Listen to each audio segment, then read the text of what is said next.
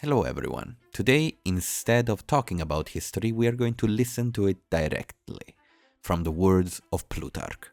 Plutarch wasn't a primary source of a lot of what he talks about, well, most of what he talks about, but with a lot of topics and historical characters, he is one of the closest we can get to a primary source.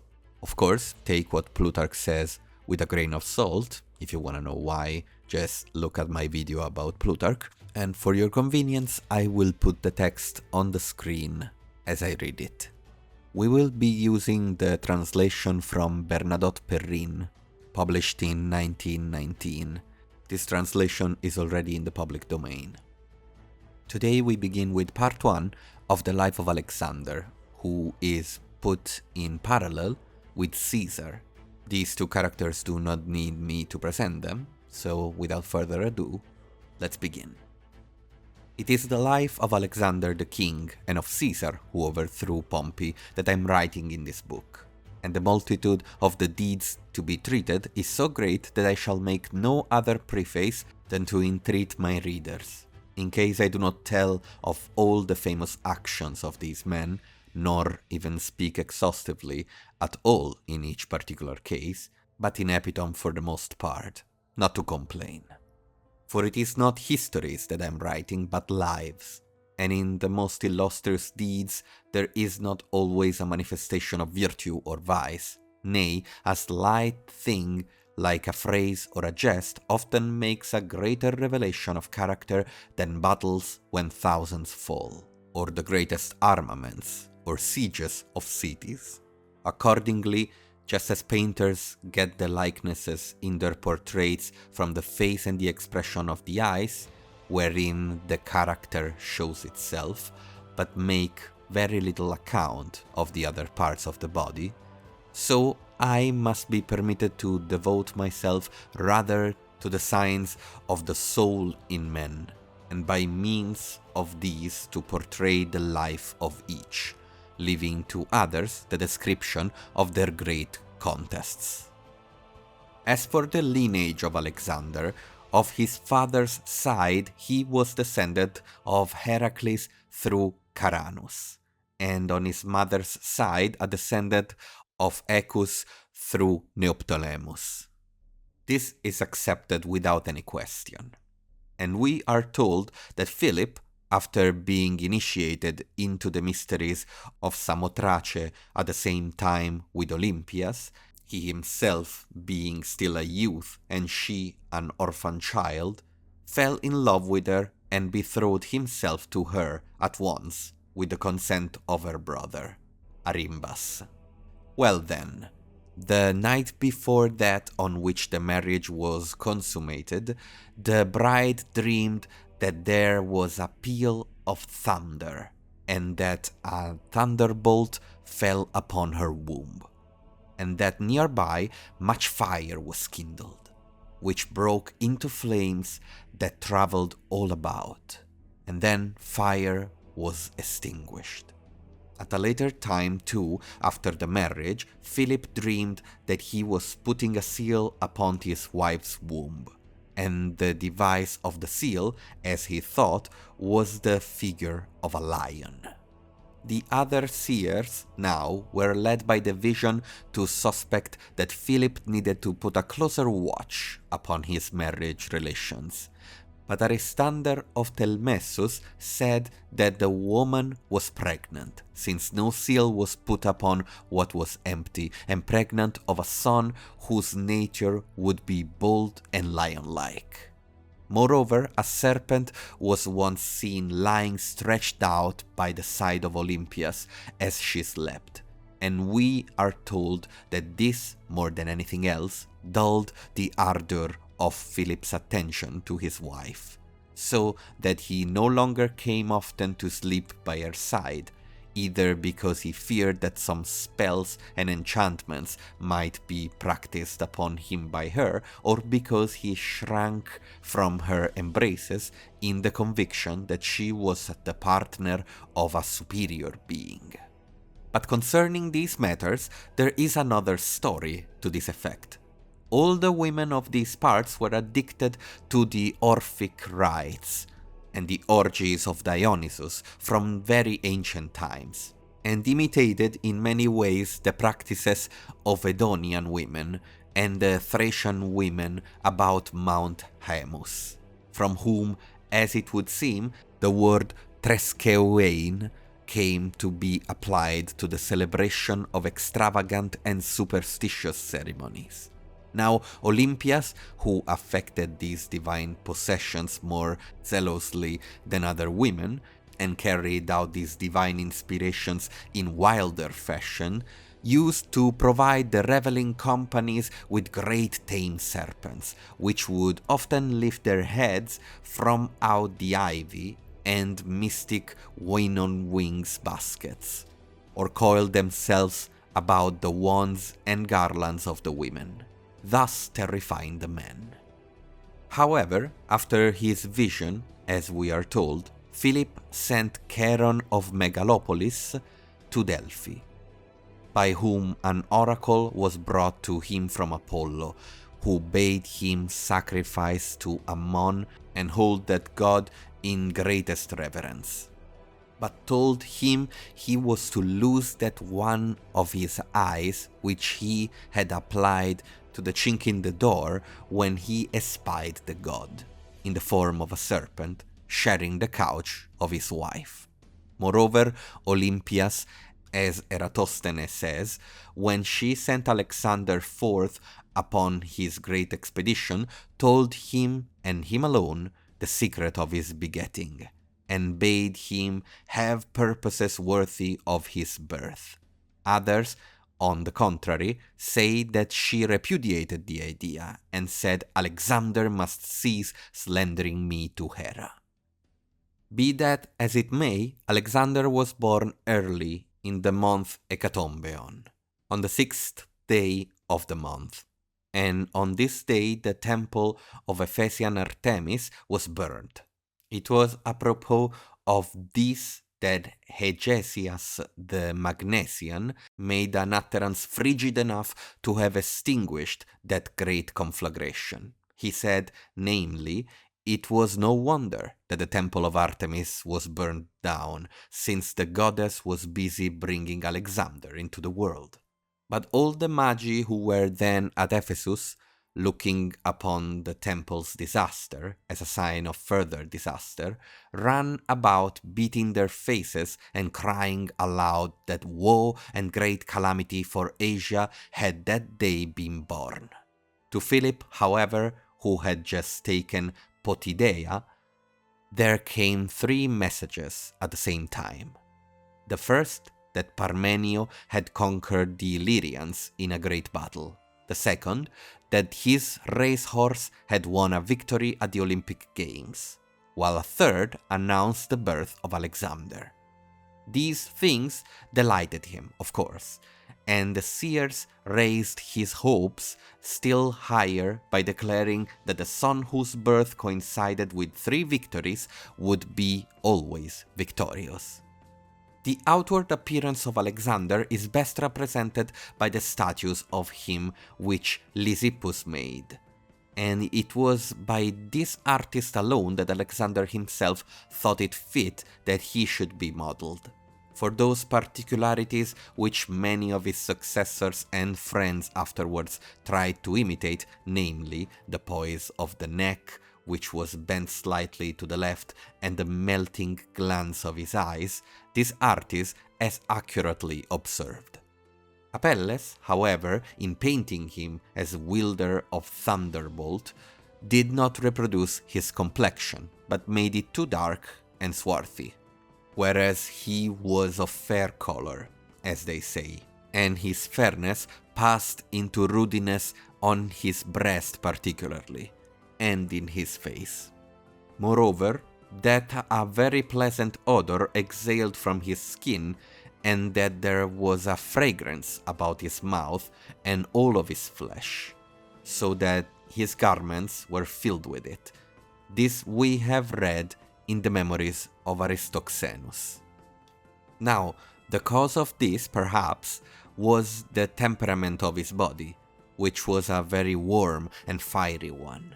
For fragrance is generated, as Theophrastus thinks, where moist humours are acted upon by heat. Wherefore the dry and parched regions of the world produce the most and best spices, for the sun draws away the moisture, which, like material of corruption, abounds in the vegetable bodies. And in Alexander's case, it was the heat of his body, as it would seem, which made him prone to drink and choleric. But while he was still a boy, his self-restraint showed itself in the fact that although he was impetuous and violent in other matters, the pleasures of the body had little hold upon him, and he indulged in them with great moderation, while his ambition kept his spirit serious and lofty in advance of his years. For it was neither every kind of fame nor fame from every source that he courted, as Philip did, who plumed himself like a sophist on the power of his oratory, and took care to have the victories of his chariots at Olympia engraved upon his coins. Nay, when those about him inquired whether he would be willing to contend in the foot race at the Olympic Games, since he was swift on foot, "Yes," said he, "if I could have kings as my contestants." And in general, too, Alexander appears to have been averse to the whole race of athletes. At any rate, though he instituted very many contests, not only for tragic poets and players of the flute and players of the lyre, but also for rhapsodists, as well as for hunting of any sort, as for fighting with staves, he took no interest in offering prizes either for boxing or for the pancratium. He once entertained the envoys from the Persian king, who came during Philip's absence, and associated with them freely. He won upon them by his friendliness and by asking no childish or trivial questions, but by inquiring about the length of the roads and the character of the journey into the interior, about the king himself, what sort of warrior he was, and what the prowess and might of the Persians. The envoys were therefore astonished and regarded the much-talked ability of Philip as nothing compared with his son's eager disposition to do great things. At all events, as often as tidings were brought that Philip had either taken a famous city or been victorious in some celebrated battle, Alexander was not very glad to hear them, but would say to his comrades, "Boys, my father will anticipate everything, and for me he will leave no great or brilliant achievement to be displayed to the world with your aid." For since he did not covet pleasure, nor even wealth, but excellence and fame, he considered that the more he should receive from his father, the fewer would be the successes won by himself. Therefore, considering that increase in prosperity meant the squandering upon his father of opportunities for achievement, he preferred to receive from him a realm which afforded not wealth, nor luxury and enjoyment, but struggles and wars and ambitions. In the work of caring for him, then, many persons, as was natural, were appointed to be his nurturers, tutors, and teachers, but over them all stood Leonidas, a man of stern temperament and a kinsman of Olympias. Although he did not himself shun the title of tutor, since the office afforded an honorable and brilliant occupation, yet by other people, owning to his dignity and his relationship, he was called Alexander foster father and preceptor. The man, however, who assumed the character and the title of tutor was Lysimachus, a native of Acarnania, who had no general refinement, but because he called himself Phoenix, Alexander Achilles, and Philip Peleus, was highly regarded and held a second place. Once upon a time, Philonaicus the Thessalian brought Bucephalus, offering to sell him to Philip for 13 talents. And they went down into the plain to try the horse, who appeared to be savage and altogether intractable, neither allowing any one to mount him, nor heeding the voice of any of Philip's attendants, but rearing up against all of them. Then Philip was vexed and ordered the horse to be led away, believing him to be altogether wild and unbroken. But Alexander, who was nearby, said, "What a horse they're losing, because for lack of skill and courage they cannot manage him." At first, then, Philip held his peace, but as Alexander many times let fall such words and showed great distress, he said, "Dost thou find fault within thine elders in the belief that thou knowest more than they do, or art better able to manage a horse? This horse, at any rate," said Alexander, "I could manage better than others have. And if thou should not, what penalty wilt thou undergo for thy rashness?" "Indeed," said Alexander, "I will forfeit the price of the horse." There was laughter at this, and then an agreement between father and son as to the forfeiture. And at once Alexander ran to the horse, took hold of his bridle rein, and turned him toward the sun. For he had noticed, as it would seem, that the horse was greatly disturbed by the sight of his own shadow falling in front of him and dancing about. And after he calmed the horse a little in this way, and had stroked him with his hand, when he saw that he was full of spirit and courage, he quietly cast aside his mantle, and with a light spring safely bestrode him. Then, with a little pressure of the reins on the bit, and without striking him or tearing his mouth, he held him in hand. But when he saw that the horse was rid of the fear that had bested him, and was impatient for the course, he gave him his head, and at last urged him on with sterner tone and thrust of foot. Philip and his company were speechless with anxiety at first, but when Alexander made the turn in proper fashion and came back to them proud and exultant, all the rest broke into loud cries, but for his father, as we are told, actually shed tears of joy. And when Alexander had dismounted, kissed him, saying, "My son, seek thee out a kingdom equal to thyself. Macedonia has no room for thee." And since Philip saw that his son's nature was unyielding, and that he resisted compulsion, but was easily led by reasoning into the path of duty, he himself tried to persuade rather than to command him.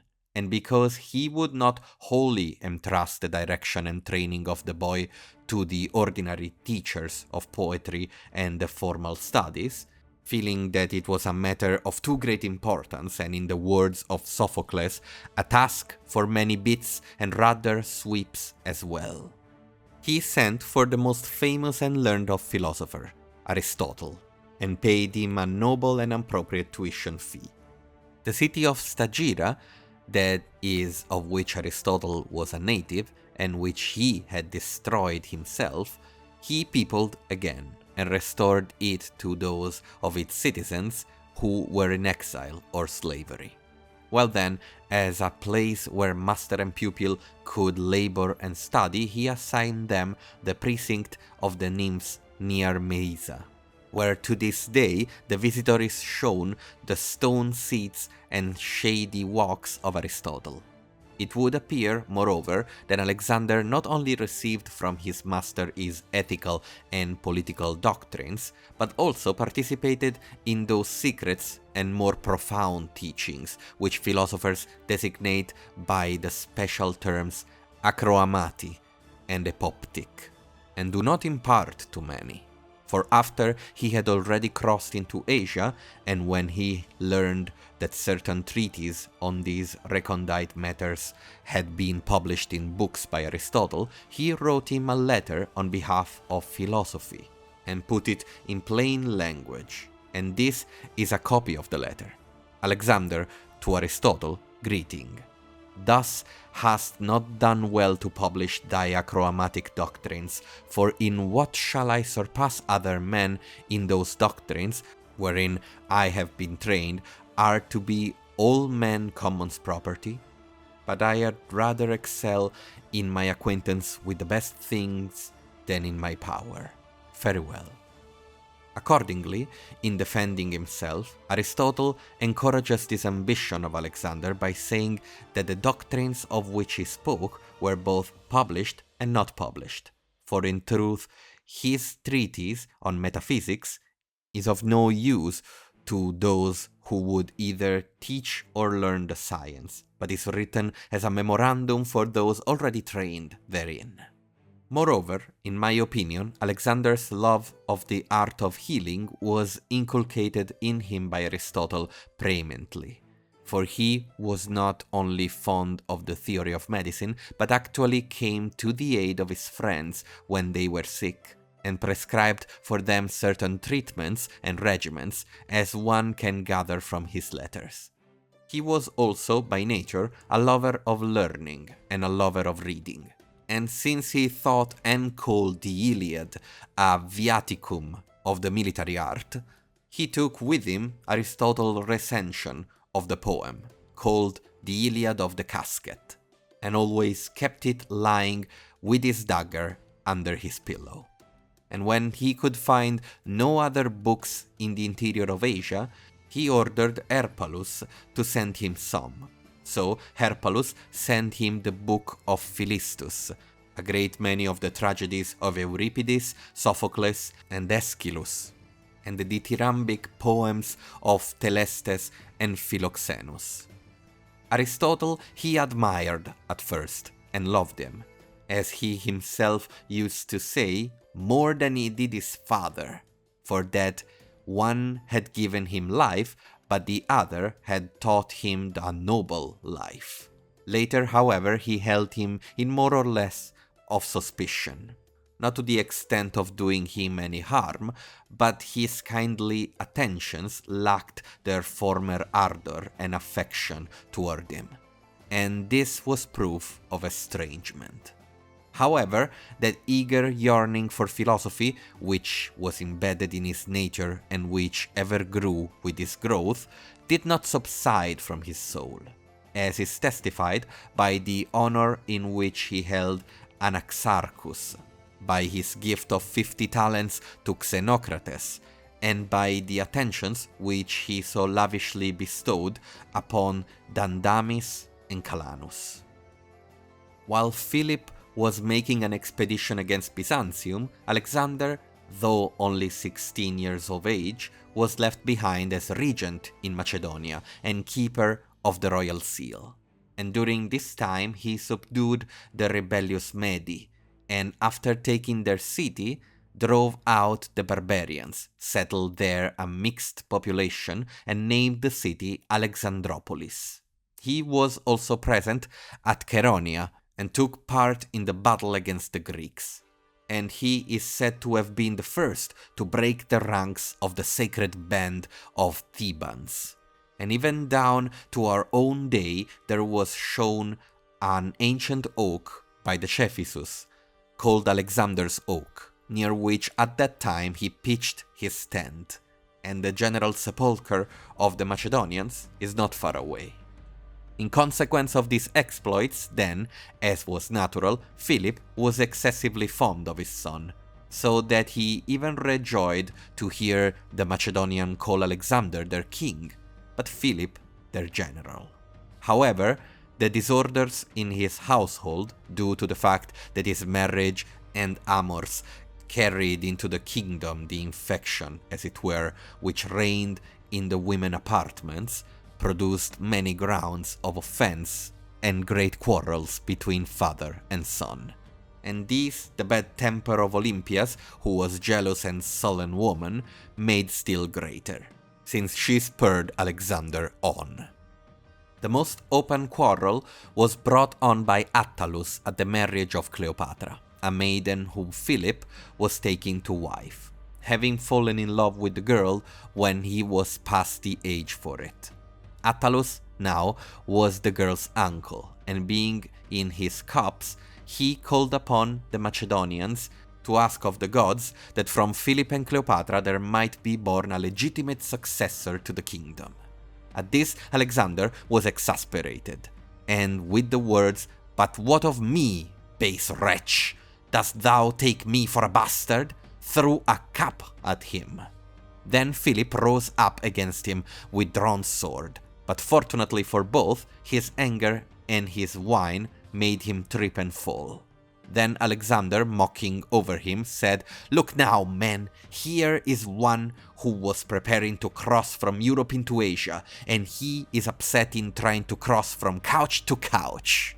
After this drunken broil, Alexander took Olympias and established her in Epirus, while he himself tarried in Illyria. Meanwhile, Demaratus the Corinthian, who was a guest friend of the house and a man of frank speech, came to see Philip. After the first greeting and welcomes were over, Philip asked him how the Greeks were agreeing with one another, and Demaratus replied, "It is surely very fitting, Philip, that thou shouldst be concerned about Greece, when thou hast filled thine own house with such great dissension and calamities." Thus brought to his senses, Philip sent and fetched Alexander home, having persuaded him to come through the agency of Demaratus. But when Pixodarus, the satrap of Caria, trying by means of a tie of relationship to steal into a military alliance with Philip, wished to give his eldest daughter in marriage to Arideus, son of Philip, and sent Aristocritus to Macedonia on this errand, once more slanderous stories kept coming to Alexander from his friends and his mother, who said that Philip, by means of a brilliant marriage and a great connection, was trying to settle the kingdom upon Arideus. Greatly disturbed by these stories, Alexander sent Thessalus, the tragic actor, to Caria, to argue with Pixodarus that he ought to ignore the bastard brother, who was also a fool, and make Alexander his connection by marriage.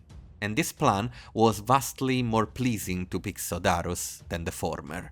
But Philip, becoming aware of this, went to Alexander's chambers, taking with him one of Alexander's friends and companions, Philotas, the son of Parmenio, and upbraided his son severely, and bitterly reviled him as ignoble and unworthy of his high estate, in that he desired to become the son-in-law of a man who was a Carian and a slave to a barbarian king.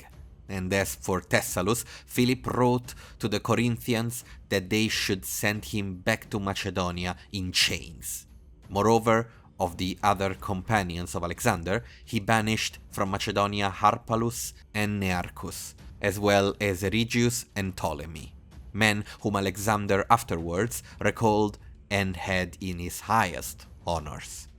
And so, when Pausanias, who had been outrageously dealt with at the instance of Attalus and Cleopatra, and could get no justice at Philip's hand, slew Philip, most of the blame devolved upon Olympias, on the ground that she had added her exhortations to the young man's anger and incited him to the deed.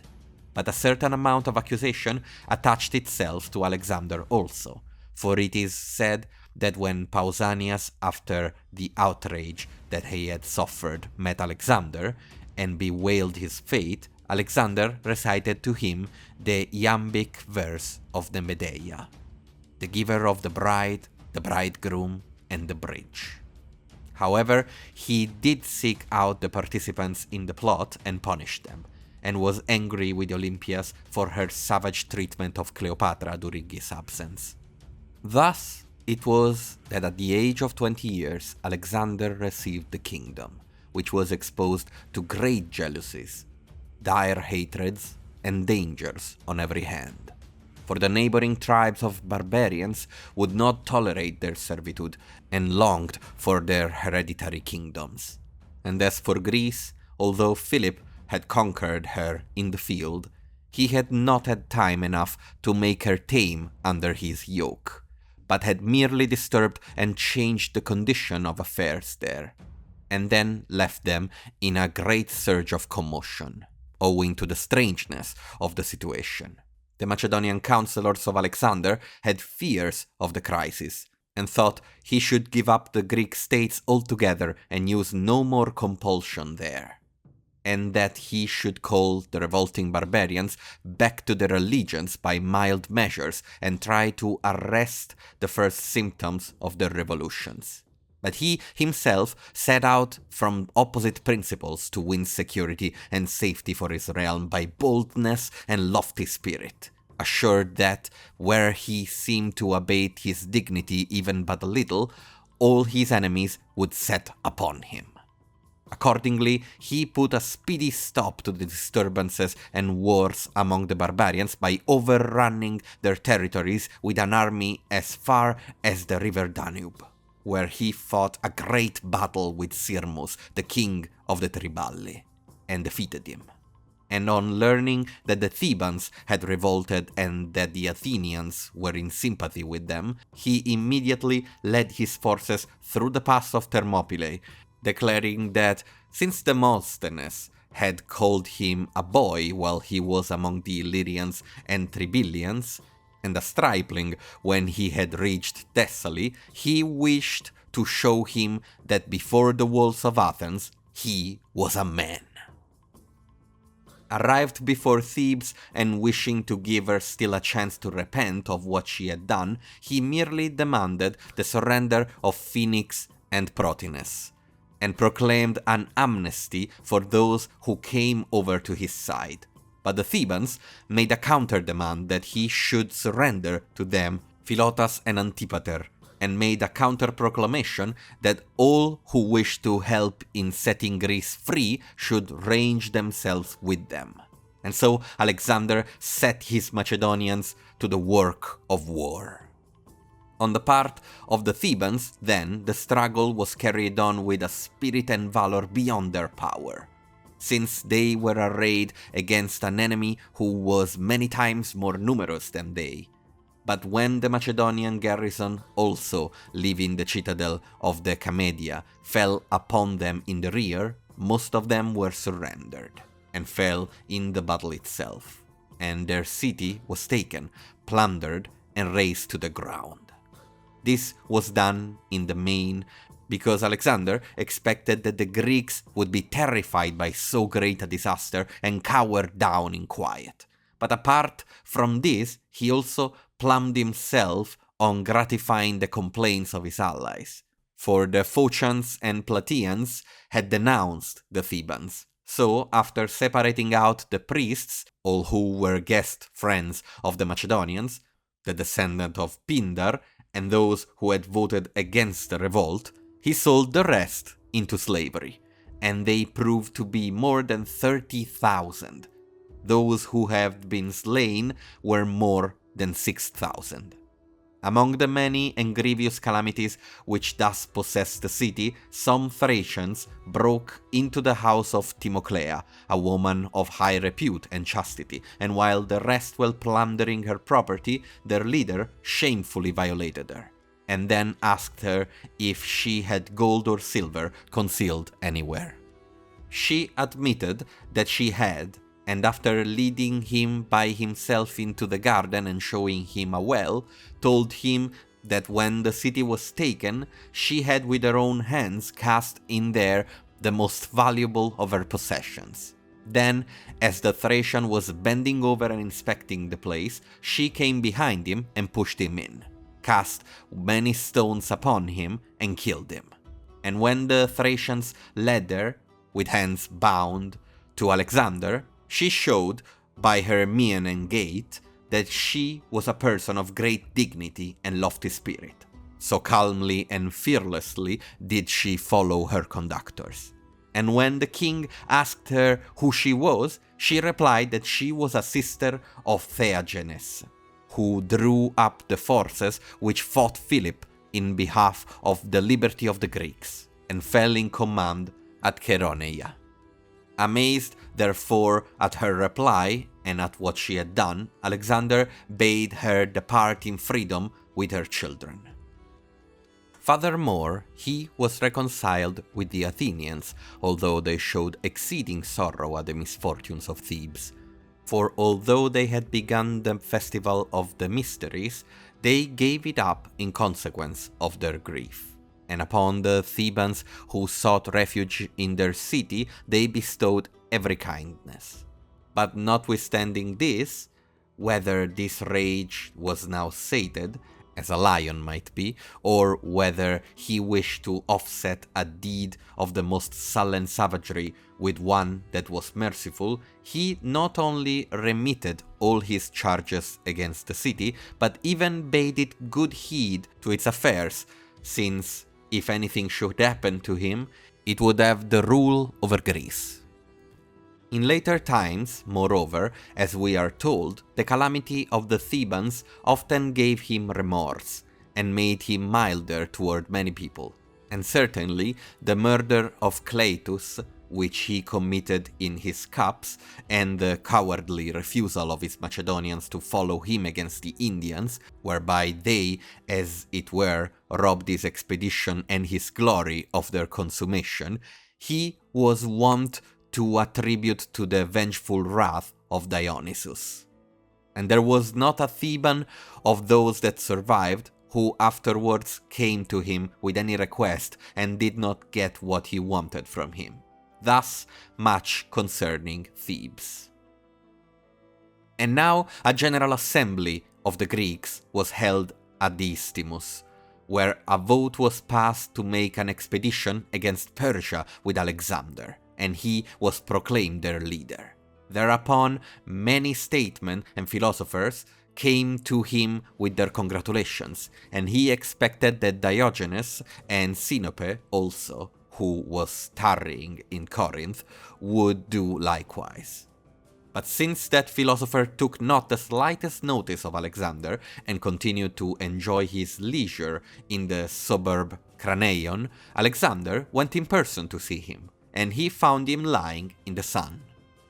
Diogenes raised himself up a little when he saw so many persons coming toward him, and fixed his eyes upon Alexander. And when that monarch addressed him with greetings, and asked if he wanted anything, "Yes," said Diogenes, "stand a little out of my sun." It is said that Alexander was so struck by this, and admired so much the haughtiness and grandeur of the men who had nothing but scorn for him, that he said to his followers, who were laughing and jesting about the philosopher as they went away, "But verily, if I were not Alexander, I would be Diogenes." And now, wishing to consult the god concerning the expedition against Asia, he went to Delphi. And since he chanced to come on one of the inauspicious days, when it is not lawful to deliver oracles, in the first place he sent a summons to the prophetess. And when she refused to perform her office and cited the law in her excuse, he went up himself and tried to drag her to the temple, whereupon, as if overcome by his ardor, she said, "Thou art invincible, my son." On hearing this, Alexander said he desired no further prophecy, but had from her the oracle which he wanted. Moreover, when he set out upon his expedition, it appears that there were many signs from heaven, and among them the image of Orpheus at Leibetria, made of cypress wood, sweated profusely at about that time.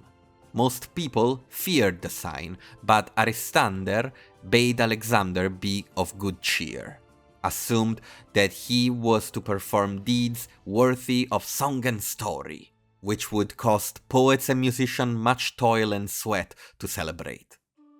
As for the number of his forces, those who put it at the smallest figure mention 30,000 foot and 4,000 horse. Those who put it at the highest, 43,000 foot and 5,000 horse. To provision these forces, Aristobulus says he had no more than 70 talents. Duris speaks of maintenance for only 30 days, and Onesicritus says he owed 200 talents besides. But although he set out with such meager and narrow resources, he would not set foot upon his ship until he had inquired into the circumstances of his companions and allotted to one a farm, to another a village, and to another the revenue from some hamlet or harbor. And when at last nearly all of the crown property had been expended or allotted, Perdiccas said to him, "But for thyself, O king, what art thou leaving?" And when the king answered, "My hopes." "In these, then," said Perdiccas, "we also will share who make the expedition with thee." Then he declined the possessions which had been allotted to him, and some of the other friends of Alexander did likewise. But upon those who wanted and would accept his favors, Alexander bestowed them readily, and most of what he possessed in Macedonia was used up in these distributions. Such was the ardor and such the equipment with which he crossed the Hellespont. Then, going up to Illyrium, he sacrificed to Athena and poured libations to the heroes. Furthermore, the gravestones of Achilles he anointed with oil, ran a race by it with his companions naked, as is the custom, and then crowned it with garlands, pronouncing the hero happy in having, while he lived, a faithful friend, and after death a great herald of his fame. As he was going about and viewing the sights of the city, someone asked him if he wished to see the lyre of Paris.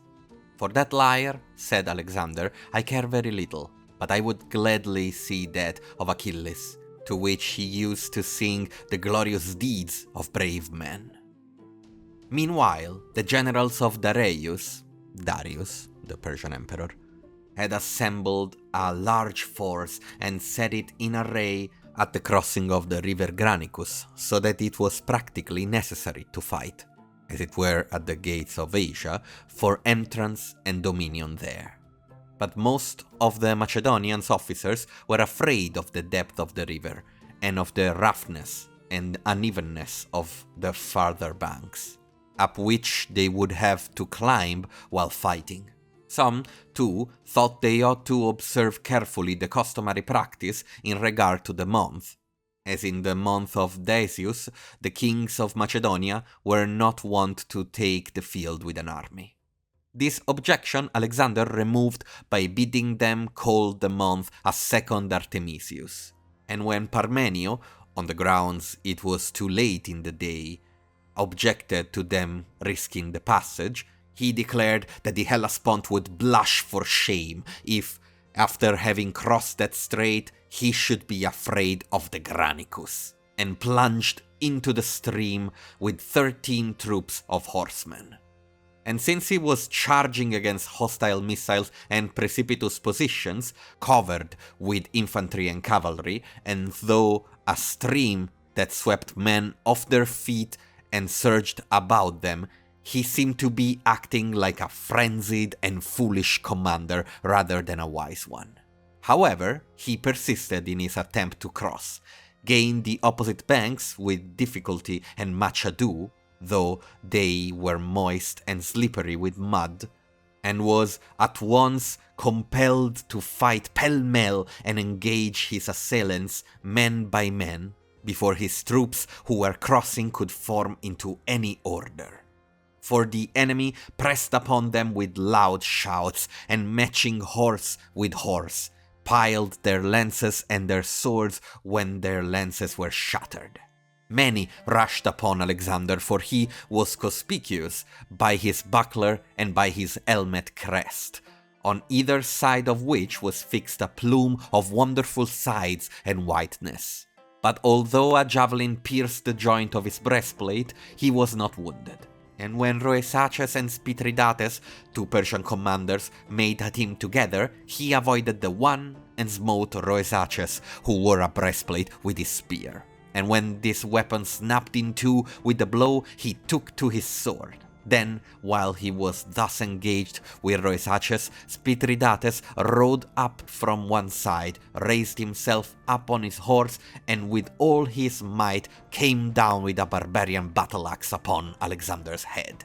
Alexander's crest was broken off, together with one of his plumes, and his helmet could barely and with difficulty resist the blow, so that the edge of the battle-axe touched the topmost hair of his head.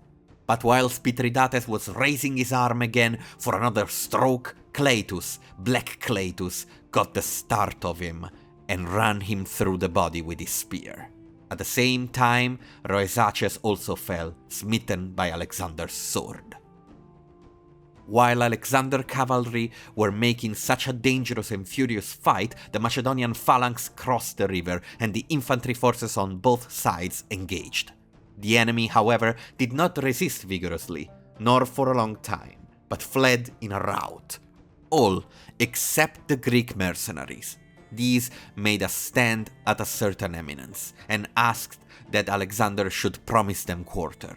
But he, influenced by anger more than reason, charged foremost upon them and lost his horse, which was smitten through the ribs with a sword. It was not Bucephalus, but another.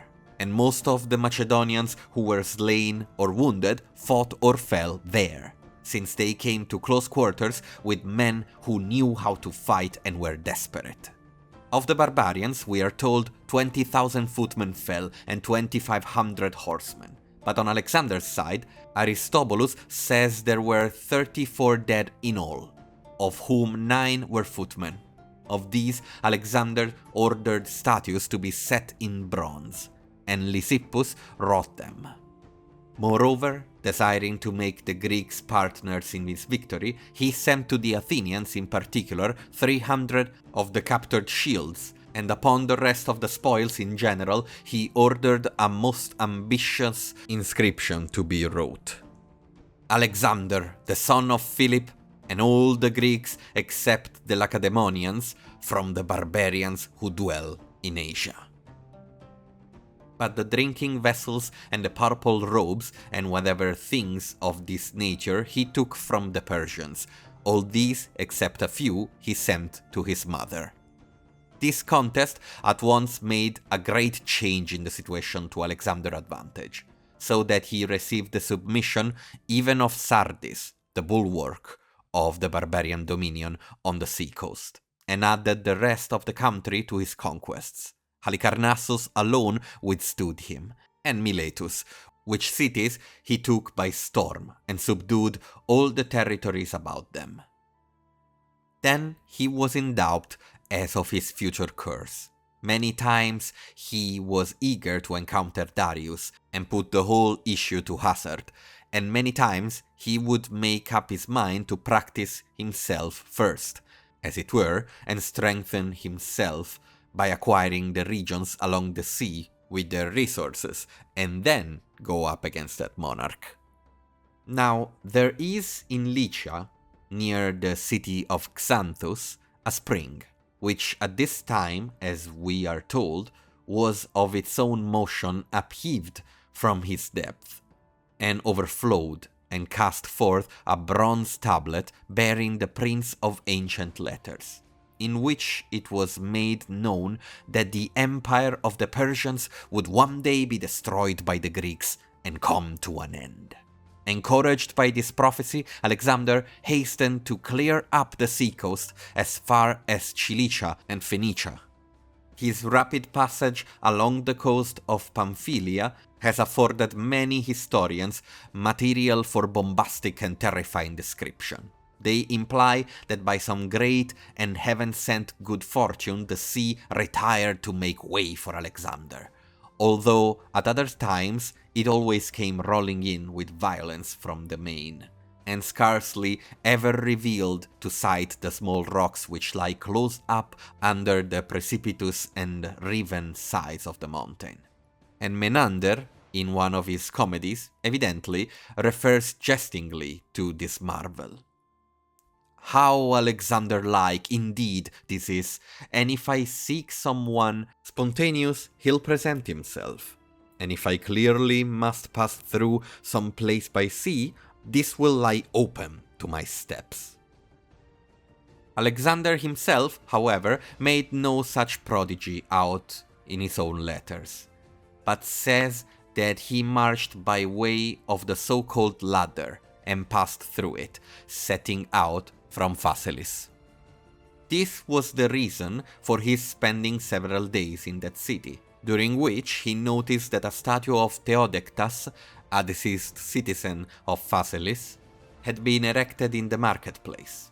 Once, therefore, after supper and his cups, he led a band of revelers to the statue and crowned it with many of their garlands, thus, in pleasantry, returning no ungraceful honor for the past association with the men which he owed to Aristotle and philosophy. After this, he overpowered such of the Pisidians as had offered him resistance, and subdued Phrygia. And after he had taken the city of Gordium, reputed to have been the home of the ancient Midas, he saw the much talked of wagon bound fast to its yoke with the bark of the cornel tree, and heard a story confidently told about it by the barbarians, to the effect that whoever loosened the fastening was destined to become king of the whole world. Well, then, most writers say that since the fastenings had their ends concealed and were intertwined many times in crooked coils, Alexander was at a loss how to proceed, and finally loosened the knot by cutting it through with his sword, and that when it was thus smitten, many ends were to be seen. But Aristobulus says that he undid it very easily, by simply taking out the so-called hestor, or pin, of the wagon pole, by which the yoke fastening was held together, and then drawing away the yokes. Setting out from there, he subdued Paphlagonia and Cappadocia, and on hearing of the death of Memnon, one of the commanders of Darius on the seaboard, who was thought likely to give Alexander abundant trouble and infinite annoyance, he was all the more encouraged for his expedition into the interior.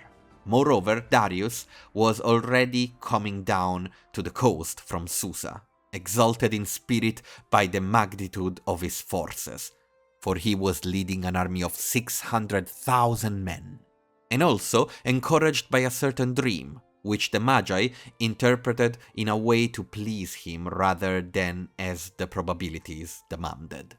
For he dreamed that the Macedonian phalanx was all on fire, and that Alexander, attired in a robe which he himself formerly used to wear when he was a royal courier, was waiting upon him, after which service he passed into the temple of Belus and disappeared. By this means, as it would seem, it was suggested to Darius from heaven that the exploits of the Macedonians would be conspicuous and brilliant, that Alexander would be master of Asia, just as Darius became its master when he was made king instead of royal courier, and would speedily end his life with glory. Darius was still more encouraged by Alexander's long delay in Cilicia, which he attributed to cowardice. The delay was due, however, to a sickness, which assailed him in consequence of fatigues, according to some, but according to others, because he took a bath in the river Cydnus, whose waters were icy cold.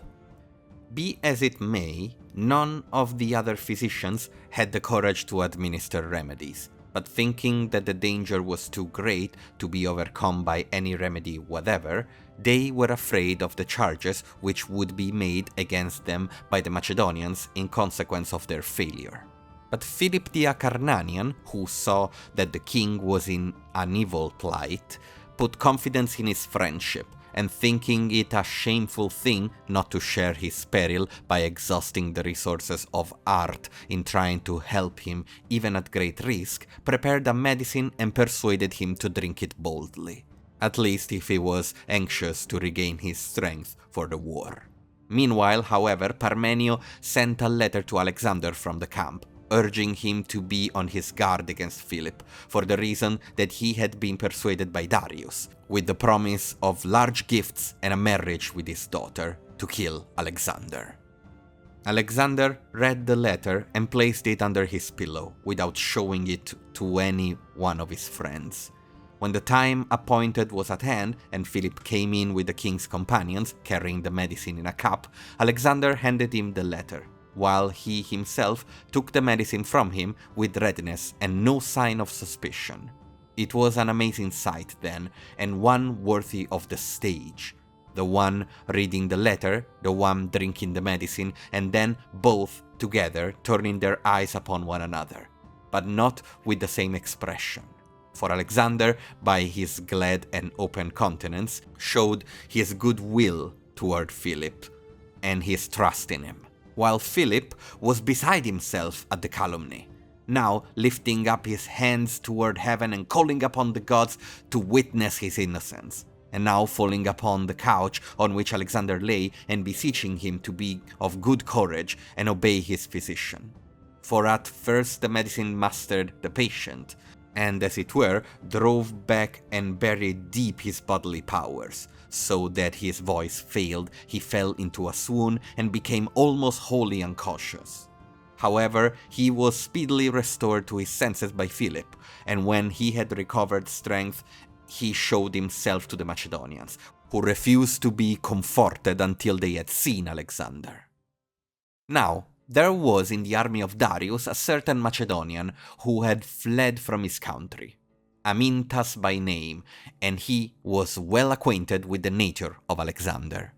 This man, when he saw that Darius was eager to attack Alexander within the narrow passes of the mountain, begged him to remain where he was, that he might fight a decisive battle with his vast forces against inferior numbers in plains that were broad and spacious. And when Darius replied that he was afraid the enemy would run away before he could get at them, and Alexander thus escape him, "Indeed," said Amintas, "on this point, O king, thou mayest be without fear, for he will march against thee. Nay, at this very moment probably he is on the march." Darius would not listen to these words of Amintas, but broke camp and marched into Cilicia.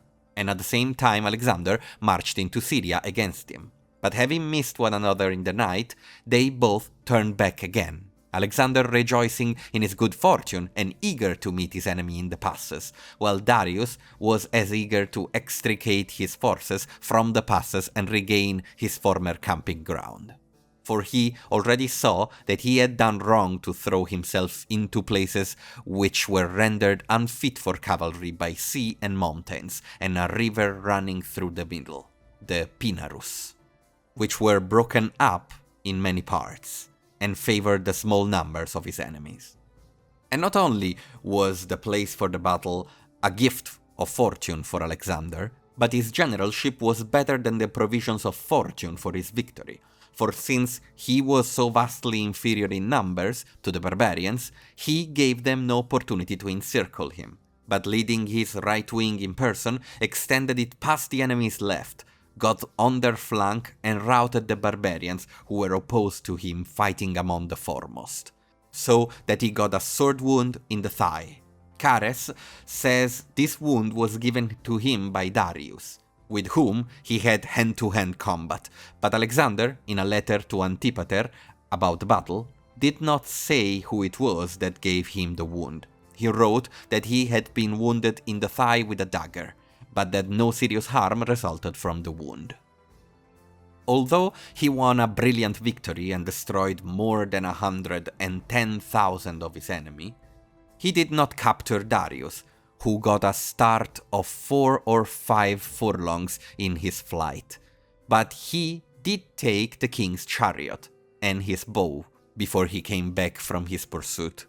He found his Macedonians carrying off the wealth from the camp of the barbarians, and the wealth was of surpassing abundance. Although its owners had come to the battle in light marching order and had left most of their baggage in Damascus, he found too that his men had picked out for him the tent of Darius, which was full to overflowing with gorgeous servitors and furniture, and many treasures. Straightway then Alexander put off his armor and went to the bath, saying, "Let us go and wash off the sweat of the battle in the bath of Darius." "No, indeed," said one of his companions, "but rather in that of Alexander, for the property of the conquered must belong to the conqueror and be called his." And when he saw the basin and pitchers and tubs and caskets, all of gold and curiously wrought, while the apartment was marvelously fragrant with spices and unguents, and when he passed from this into a tent which was worthy of admiration for its size and height, and for the adornment of the couch and tables and banquets prepared for him, he turned his eyes upon his companions and said, "This, as it would seem, is to be a king." As he was betaking himself to supper, someone told him that among the prisoners were the mother, wife, and 2 unmarried daughters of Darius, and that at the sight of his chariot and bow they beat their breasts and lamented, believing that he was dead. Accordingly, after a considerable pause, more affected by their affliction than his own success, he sent Leonatus with orders to tell them that Darius was not dead, and that they need have no fear of Alexander, for it was Darius upon whom he was waging war for supremacy, but they should have everything which they used to think their due when Darius was undisputed king. If this message was thought by the women to be mild and kindly, still more did the actions of Alexander prove to be humane, for he gave them permission to bury whom they pleased of the Persians, and to use for this purpose raiment and adornment from the spoils, and he abated not 1 jot of their honorable maintenance. Nay, they enjoyed even larger allowances than before. But the most honorable and most princely favor which these noble and chaste women received from him in their captivity was that they neither heard nor suspected nor awaited anything that could disgrace them, but lived as thought guarded in sacred and inviolable virgins' chambers instead of in an enemy camp. And yet it was said that the wife of Darius was far the most comely of all royal women, just as Darius himself also was handsomest and tallest of men, and the daughters resembled their parents. But Alexander, as it would seem, considering the mastery of himself a more kingly thing than the conquest of his enemy, neither laid hand upon these women, nor did he know any other before marriage, except Barsine. This woman, Memnon's widow, was taken prisoner at Damascus, and since she had received a Greek education and was of an agreeable disposition, and since her father, Artabazus, was son of a king's daughter, Alexander determined, at Parmenius' instigation, as Aristobulus says, to attach himself to a woman of such high birth and beauty.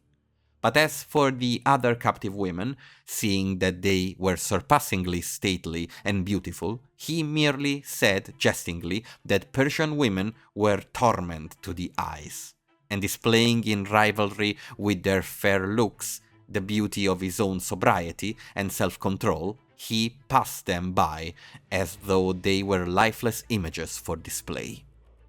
Moreover, when Philoxenus, the commander of his forces on the seaboard, wrote that there was with him a certain Theodorus of Tarentum, whom had 2 boys of surpassing beauty to sell, and inquired whether Alexander would buy them, Alexander was incensed, and cried out many times to his friends, asking them what shameful thing Philoxenus had ever seen in him that he should spend his time in making such a disgraceful proposal. And on Philoxenus himself he heaped so much reproach in a letter, bidding him to send Theodorus to perdition, merchandise and all. He severely rebuked Hagnon also for writing to him that he wanted to buy Crobilus, whose beauty was famous in Corinth, as a present for him.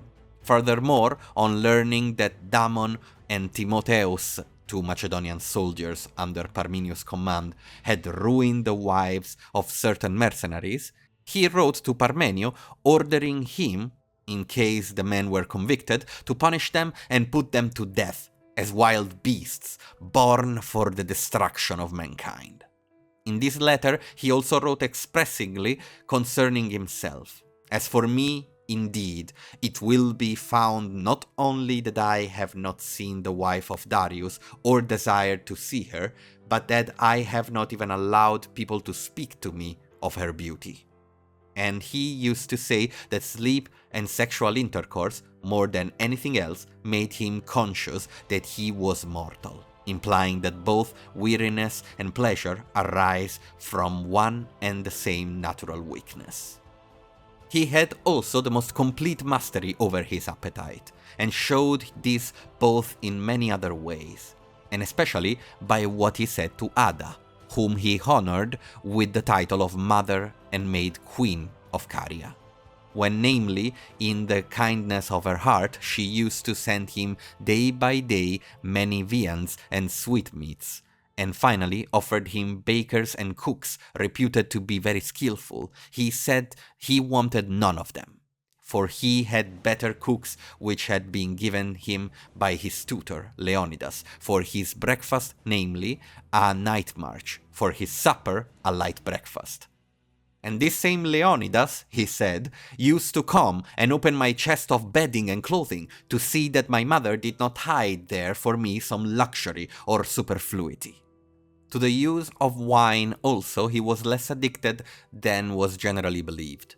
The belief arose from the time which he would spend over each cup, talking then drinking, always holding some long discourse, and this, too, when he had abundant leisure, for in the stress of affairs he was not to be detained, as other commanders were, either by wine or sleep or any sport, or amour or spectacle. This is proved by his life, which, though altogether brief, he filled to overflowing with the greatest exploits. In his time of leisure, however, after rising and sacrificing to the gods, he immediately took breakfast sitting. Then he would spend the day in hunting or administering justice or arranging his military affairs or reading. If he were making a march which was not very urgent, he would practice, as he went along, either archery or mounting and dismounting from a chariot that was underway. Often, too, for diversion, he would hunt foxes or birds, as may be gathered from his journals. After he had taken quarters for the night, and while he was enjoying bath or anointing, he would inquire of his chefs, cooks, and bakers whether the arrangement for his supper were duly made. When it was late and already dark, he would begin his supper, reclining on a couch, and marvelous was his care and circumspection at the table, in order that everything might be served impartially and without stint. But over the wine, as I have said, he would sit long, for conversation's sake. And although in other ways he was of all princes most agreeable in his intercourse, and endowed with every grace, at this time his boastfulness would make him unpleasant and very like a common soldier. Not only was he himself carried away into blustering, but he suffered himself to be ridden by his flatterers. There were a great annoyance to the finer spirits in the company, who desired neither to vie with the flatterers, nor yet to fall behind them in praising Alexander. The one course they thought disgraceful, the other had its perils.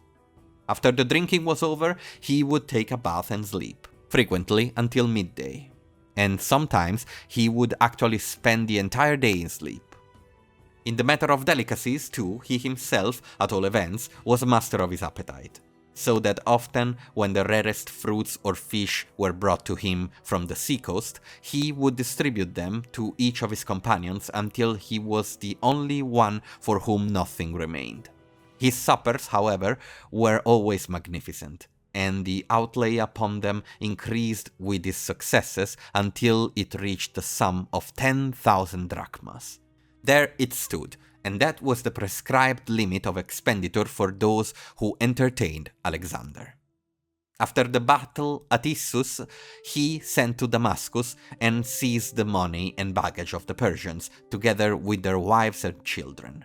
And most of all did the Thessalian horsemen enrich themselves, for they had shown themselves surpassingly brave in the battle. And Alexander sent them on the expedition purposely, wishing to have them enrich themselves. But the rest of the army also was filled with wealth. Then, for the first time, the Macedonians got a taste of gold and silver, and women and barbaric luxury of life. And now that they had struck the trail, they were like dogs in their eagerness to pursue and track down the wealth of the Persians.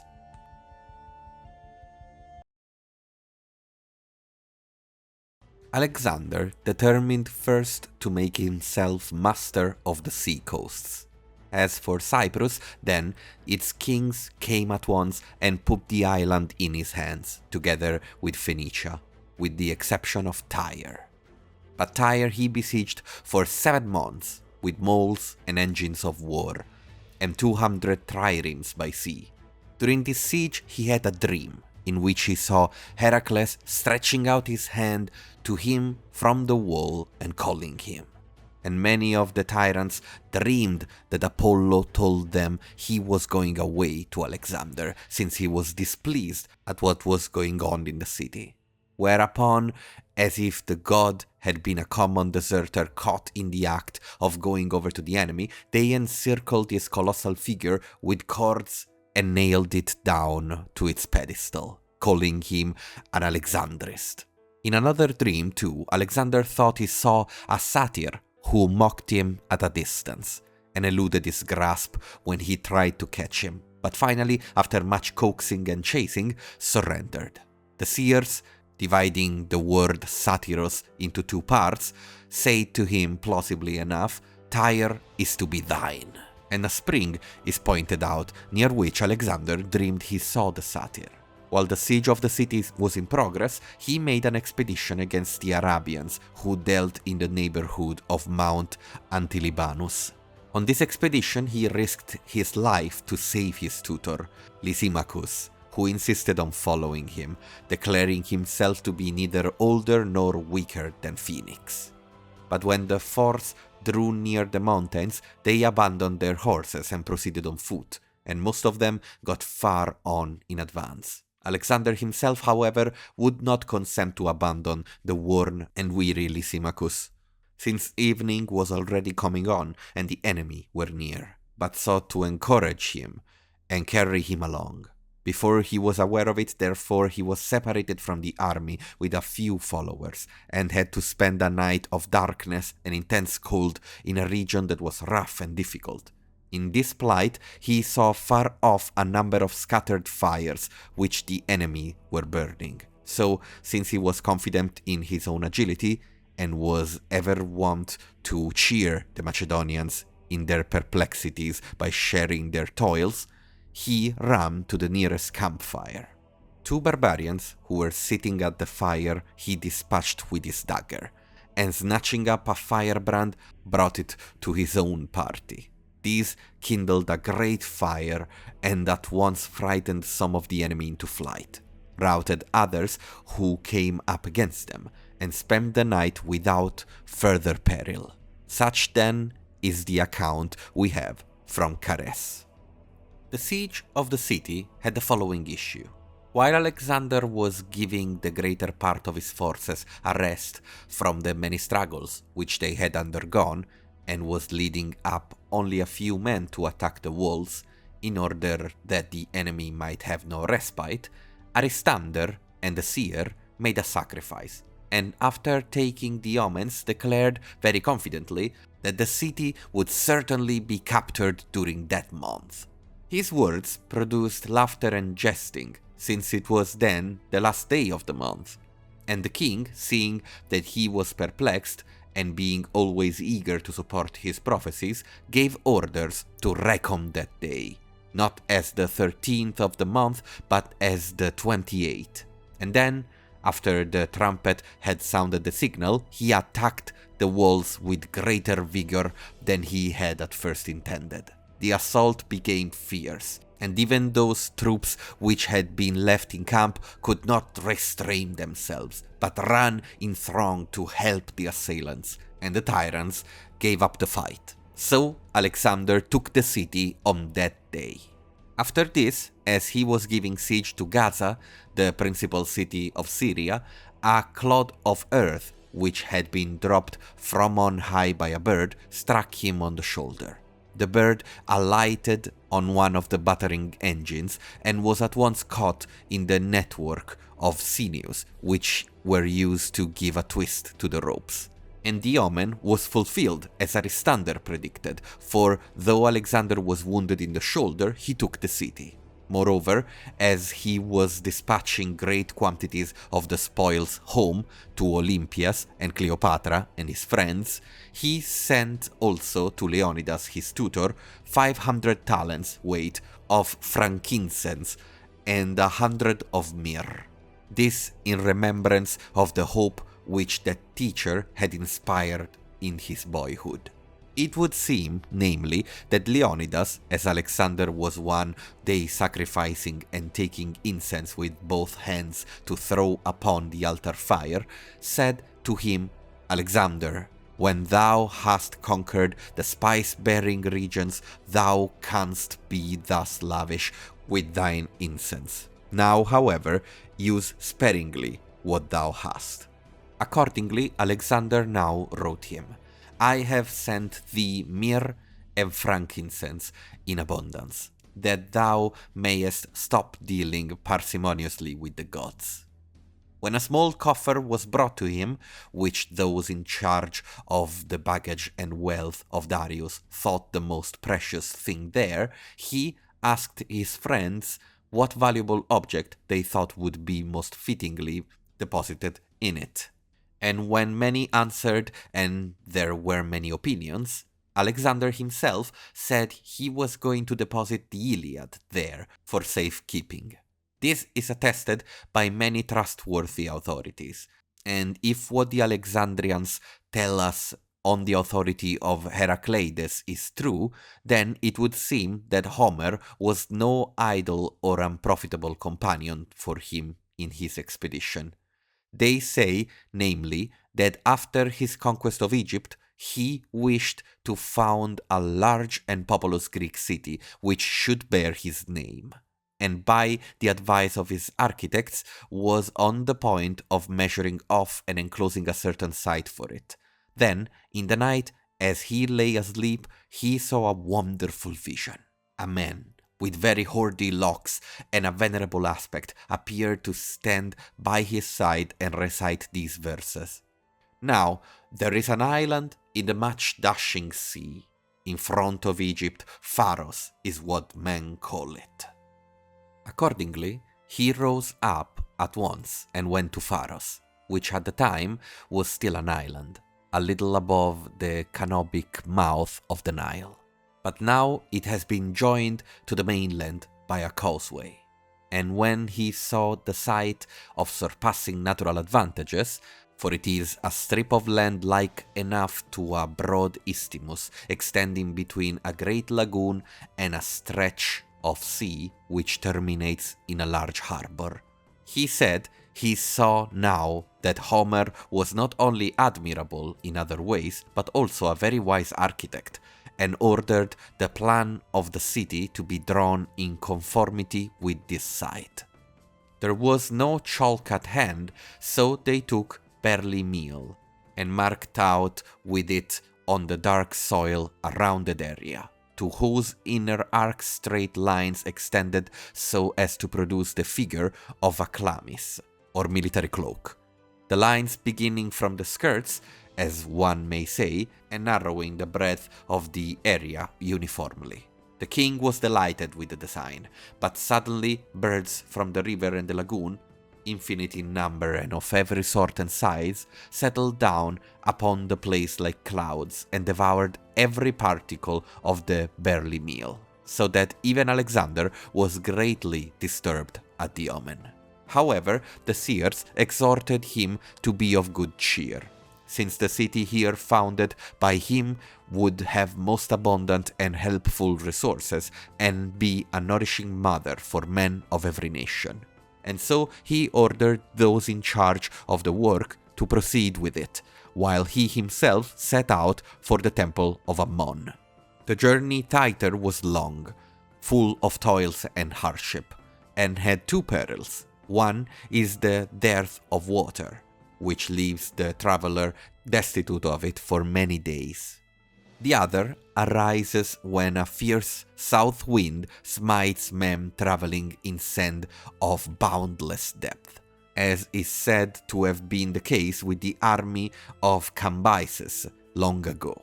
The wind raised great billows of sand all over the plain and buried up 50,000 men to their utter destruction. Almost all of Alexander's followers took all these things into consideration, but it was difficult to turn him aside from any course soever when he had once set upon it. For fortune, by yielding to his onsets, was making his purpose obstinate, and the high spirits which he carried into his undertakings rendered his ambition finally invincible, so that it subdued not only enemies, but even times and places. At all events, during the journey which he made at this time, the assistance rendered him by heaven in his perplexities met with more credence than the oracles which he afterwards received. Nay, in a way, the oracles obtained credence in a consequence of such assistance. For, to begin with, much rain from heaven and persistent showers removed all fear of thirst, quenched the dryness of the sand so that it became moist and compact, and made the air purer and good to breathe. Again, when the marks for the guides became confused, and the travelers were separated and wandered about in ignorance of the route, ravens appeared and assumed direction of the march, flying swiftly in front of them when they followed, and waiting for them when they marched slowly and lagged behind. Moreover, what was most astonishing of all, Callisthenes tells us that the birds by their cries called back those who struggled away in the night, and caught them until they had set them in the track of the march. When Alexander had passed through the desert and was come to the place of the oracle, the prophet of Ammon gave him salutation from the god as from a father. Whereupon Alexander asked him whether any of the murderers of his father had escaped him.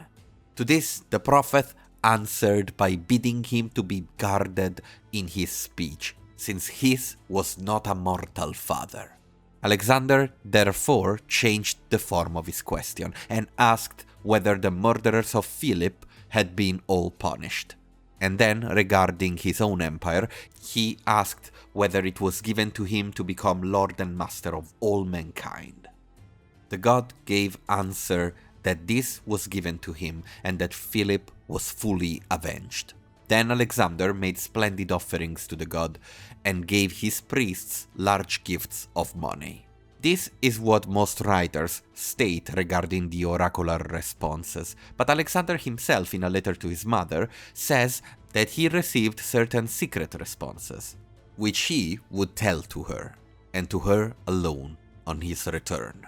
And some say that the prophet, wishing to show his friendliness by addressing him with O Paidion, meaning O my son, in his foreign pronunciation, ended the words with S instead of N, and said O Paidios, and that Alexander was pleased at the slip in pronunciation, and the story became current that the god had addressed him with O Paidios, or O son of Zeus. We are told also that he listened to the teachings of Sammon, the philosopher in Egypt, and accepted most readily this utterance of his, namely, that all mankind are under the kingship of God, since in every case that which gets the mastery and rules is divine. Still more philosophical, however, was his own opinion and utterance on this head, namely that although God was indeed a common father of all mankind, still he made peculiarly his own noblest and best of them. In general, he bore himself haughtily toward barbarians, and like one fully persuaded of his divine birth and parentage. But with the Greeks, it was within limits and somewhat rarely that he assumed his own divinity. However, in writing to the Athenians concerning Samos, he said, "I cannot have given you that free and illustrious city, for ye received it from him who was then your master and was called my father," meaning Philip.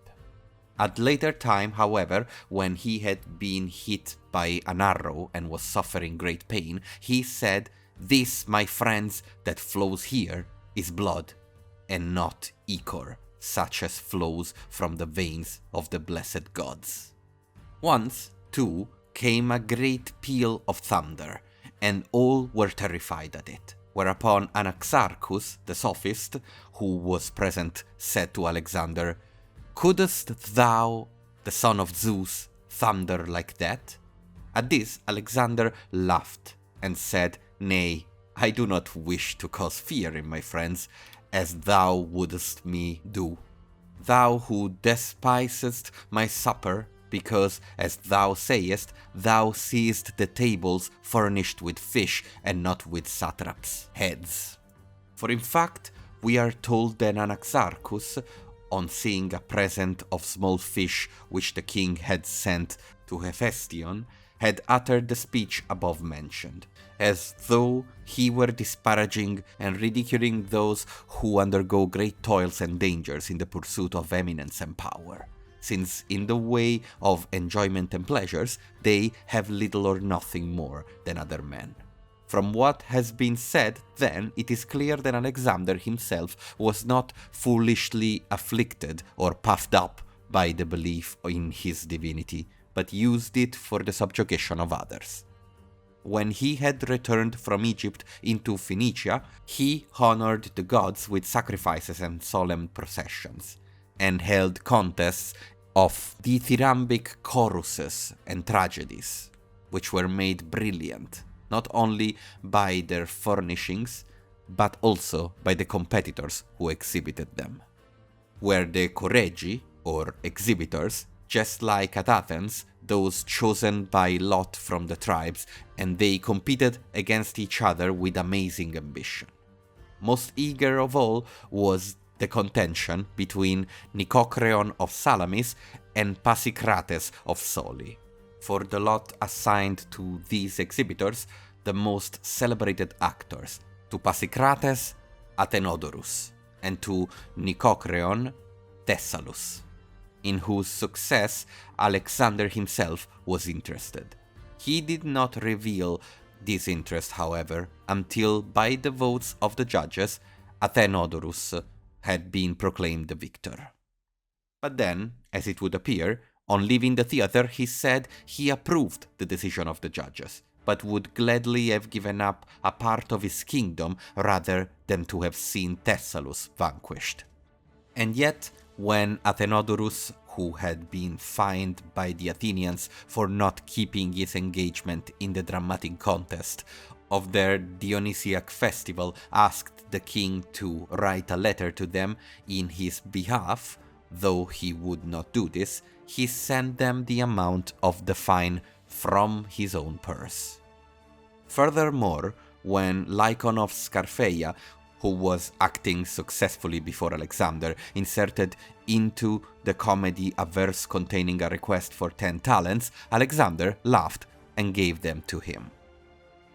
When Darius sent to him a letter and friends, begging him to accept 10,000 talents as ransom for the captives, to hold all the territory to this side of the Euphrates, to take one of his daughters in marriage, and on this term to be his ally and friend, Alexander imparted the matter to his own companions. "If I were Alexander," said Parmenio, "I would accept these terms." "And so indeed would I," said Alexander, were I Parmenio. But to Darius he wrote, "Come to me, and thus shalt receive every courtesy, but otherwise I shall march at once against thee." Soon, however, he repented him on this answer, when the wife of Darius died in childbirth, and it was evident that he was distressed at this loss of opportunity to show great kindness. Accordingly, he gave the woman a sumptuous burial. One of the eunuchs of the bedchamber, who had been captured with that woman, Teireos by name, ran away from the camp, made his way on horseback to Darius, and told him of the death of his wife. Then the king, beating upon his head and bustling into lamentation, said, "Alas for the evil genius of the Persians! If the sister and wife of their king must not only become a captive in her life, but also in her death be deprived of royal burial." "Nay, O king," answered the chamberlain, "as regards to her receiving every fitting honor, thou hast not charge to make against the evil genius of the Persians. For neither did my mistress Stateira, while she lived, or thy mother, or thy children, lack any of their former great blessings, except the light of thy countenance, which Lord Oromazdes will cause to shine again with luster. Nor after her death was she deprived of any funeral adornment. Nay, she was honored with the tears of enemies. For Alexander is as gentle after victory as he is terrible in battle." When Darius heard this, his agitation and grief swept him into absurd suspicions, and leading the eunuch away into a more secluded part of his tent, he said, "If thou also, together with the fortune of the Persians, dost not side with the Macedonians, and if I, Darius, am still thy lord and master, tell me, as thou reverest the light of Mithras and the right hand of thy king, is it not the least of Stateira's misfortunes that I am now lamenting? While she was alive, did I not suffer more painful evils? And would not my wretched fortune have been more compatible with my honor if I had met with an angry and savage enemy? For what intercourse that is proper can a young man have with an enemy's wife when it leads to such marks of honor?" While the king was still speaking, Teireos threw himself down at his feet and besought him to hold his peace, and neither to wrong Alexander, nor shame his dead sister and wife, nor rob himself of the greatest consolation for his disasters, namely the belief that he had been conquered by a man who was superior to human nature. Nay, he should even admire Alexander for having shown greater self-restraint in dealing with Persian women than valor against Persian men. Then, while the eunuch was confirming his testimony with the most solemn oaths, and discoursing on the general self-mastery and magnanimity of Alexander, Darius went out to his companions, and lifting his hands toward the heaven, prayed, "O ye gods of my race and kingdom, above all things else, grant that I may leave the fortune of Persia re-established in the prosperity wherein I found it, in order that my victory may enable me to requite Alexander for the favors which I received at his hands when I had lost my dearest possessions. But if, then, a fated time has now come, due to divine jealousy and the vicissitudes of things, and the sway of the Persians must cease, grant that no other man may sit upon the throne of Cyrus but Alexander." That these things were thus done and said is the testimony of most historians. But to return to Alexander, when he had subdued all the country on this side of the Euphrates, he marched against Darius, who was coming down to meet him with 1,000,000 men. On this march, one of his companions told him, as a matter worth laughing at, that the camp followers in sport had divided themselves into 2 bands, and set a general and commander over each of them. one of whom they called Alexander, and the other Darius, and that they had begun by pelting one another with clods of earth, then had fought with their fists, and finally, heated with the desire of battle, had taken to stones and sticks, being now many and hard to quell. When he heard this, Alexander ordered the leaders themselves to fight in single combat. To the one called Alexander, he himself gave armor, and to the one called Darius, Philotas. The army were spectators of the combat, counting the issue as in some measure an omen of the future.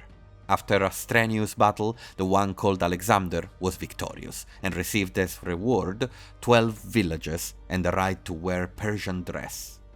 This, at any rate, is what we are told by Eratosthenes. Now, the great battle against Darius was not fought at Arbela, as most writers state, but at Gaugamela. The word signifies, we are told, camel's house, since one of the ancient kings of the country, after escaping from his enemies on a swift camel, gave the animal a home here, assigning certain villages and revenues for its maintenance. It so happened that in the month Poedromion, the moon suffered an eclipse, about the beginning of the mysteries at Athens. And on the 11th night after the eclipse, the armies being now in sight of one another, Darius kept his forces under arms and held a review of them by torchlight. But Alexander, while his Macedonians slept, himself passed the night in front of his tent with his seer, Aristander, celebrating certain mysterious sacred rites and sacrificing to the god Fear. Meanwhile, the older of his companions, and particularly Parmenio, when they saw the plain between the Niphates and the Gorian mountains, all lighted up with the barbarians' fires, while an indistinguishingly mingled and tumultuous sound of voices arose from their camp, as if from a vast ocean, were astounded at their multitude, and argued with one another that it was a great and grievous task to repel such a tide of war by engaging in broad daylight. They, therefore, waited upon the king when he had finished his sacrifices, and tried to persuade him to attack the enemy by night, and so to cover up with darkness the most fearful aspect of the coming struggle. But he gave them the celebrated answer, "I will not steal my victory," whereupon some thought that he had made a vanaglorious reply, and was jesting in the presence of so great a peril. Others, however, thought that he had confidence in the present situation and estimated the future correctly, not offering Darius, in case of defeat, an excuse to pluck up courage for another attempt, by laying the blame this time upon darkness and night, as he had before upon mountains, defiles, and sea. For Darius would not give up the war for lack of arms or men, when he could draw from so great a host and so vast a territory, but only when he had lost courage and hope, under the conviction brought by a downright defeat in broad daylight.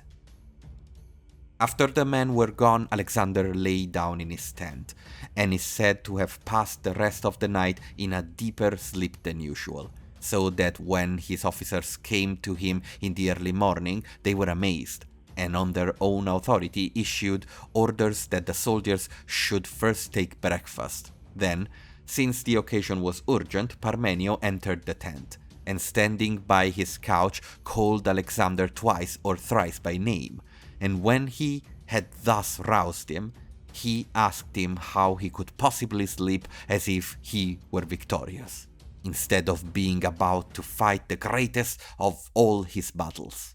Then Alexander said with a smile, "What, pray, dost thou not think that we are already victorious, now that we are relieved from wandering about in a vast and desolate country in pursuit of a Darius who avoids a battle?"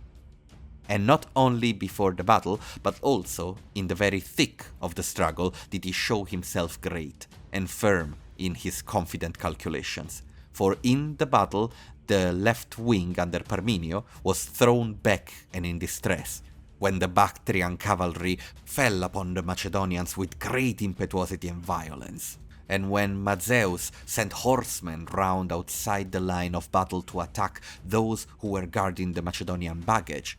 Therefore, too, Parmenio, much disturbed by both occurrences, sent messages to Alexander telling him that camp and baggage were gone, unless he speedily sent strong reinforcements from front to rear. Now, it chanced that at that instant Alexander was about to give the signal for the onset to those under his command. But when he heard Parmenio's message, he declared that Parmenio was beside himself and had lost the use of his reason, and had forgotten in his distress that victors add the baggage of the enemy to their own, and that those who are vanquished must not think about their wealth or their slaves, but only how they may fight gloriously and die with honor. After sending this message to Parmenio, he put on his helmet, but the rest of his armor he had on as he came from his tent, namely a vest of Sicilian make girt about him, and over this a breastplate of 2-ply linen from the spoils taken at Issus. His helmet was of iron, but gleamed like polished silver, a work of Theophilus, and there was fitted to this a gorget, likewise of iron, set with precious stone. He had a sword, too, of astonishing temper and lightness, a gift from the king of the Cytaeans, and he had trained himself to use a sword for the most part in his battles. He wore a belt also, which was too elaborate for the rest of his armor, for it was a work of Helicon the Ancient, and a mark of honor from the city of Rhodes, which had given it to him.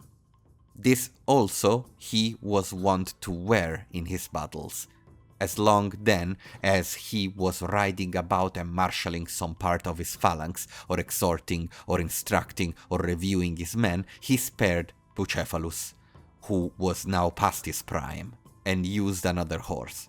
But whatever he was going into action, Bucephalus would be led up, and he would mount him and at once begin the attack. On this occasion, he made a very long speech to the Thessalians and the other Greeks, and when he saw that they encouraged him with shouts to lead them against the barbarians, he shifted his lance into his left hand, and with his right appealed to the gods, as Callisthenes tells us, praying them, if he was really sprung from Zeus, to defend and strengthen the Greeks. Aristander the seer, too, wearing a white mantle and having a crown of gold upon his head, rode along the ranks, pointing out to them an eagle which soared above the head of Alexander and directed his flight straight against the enemy, at which sight great courage filled the beholders. And after mutual encouragement and exhortation, the cavalry charged at full speed upon the enemy, and the phalanx rolled on after them like a flood.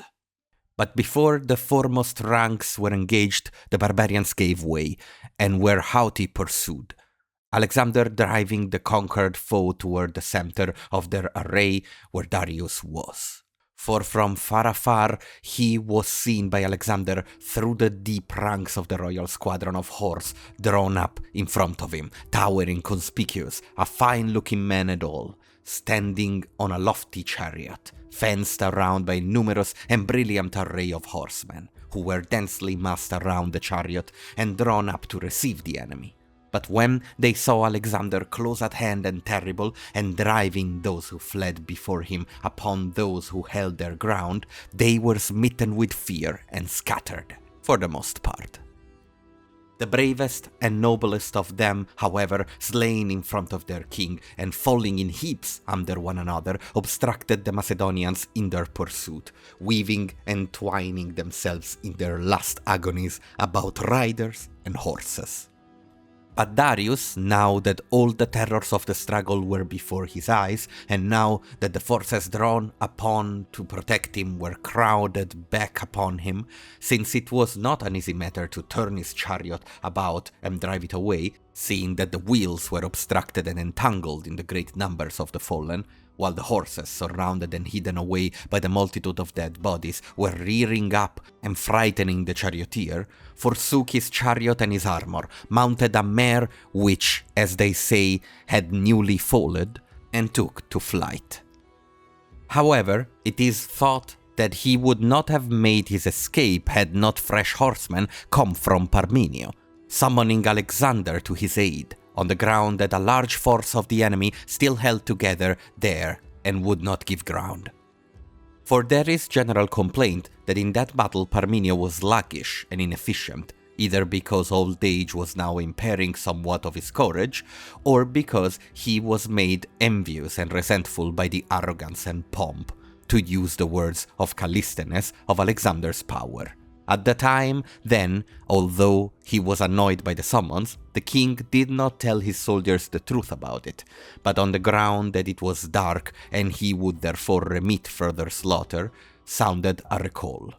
And as he rode toward the endangered portion of his army, he heard, by the way, that the enemy had been utterly defeated and was in flight.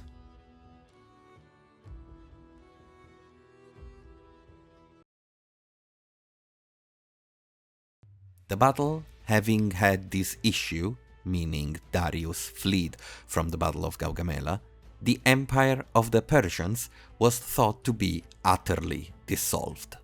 And Alexander, proclaimed king of Asia, made magnificent sacrifices to the gods and rewarded his friends with wealth, estates, and provinces. And being desirous of honors among the Greeks, he wrote them that all their tyrannies were abolished, and they might live under their own laws. Moreover, he wrote the Plataeans especially that he would rebuild their cities, because their ancestors had furnished their territory to the Greeks for the struggle in behalf of their freedom. He sent also to the people of Croton in Italy a portion of the spoils, honoring the zeal and valor of their athlete Philus, who, in the Median Wars, when the rest of the Greeks in Italy refused to help their brother Greeks, fitted out a ship at his own cost and sailed with it to Salamis, that he might have some share in the peril there. So considerate was Alexander toward every form of valor, and such a friend and guardian to noble deeds. As he traversed all Babylonia, which at once submitted to him, he was most of all amazed at the chasm from which fire continually streamed forth as from a spring, and at the stream of naphtha, so abundant as to form a lake not far from the chasm. This naphtha is in other ways like a asphaltum, but is so sensitive to fire that before the flame touches it, it is kindled by the very radiance about the flame, and often sets fire also to the intervening air. To show its nature and power, the barbarians sprinkled the street leading to Alexander's quarters with small quantities of the liquid. Then, standing at the further end of the street, they applied their torches to the moisted spots, for it was now getting dark.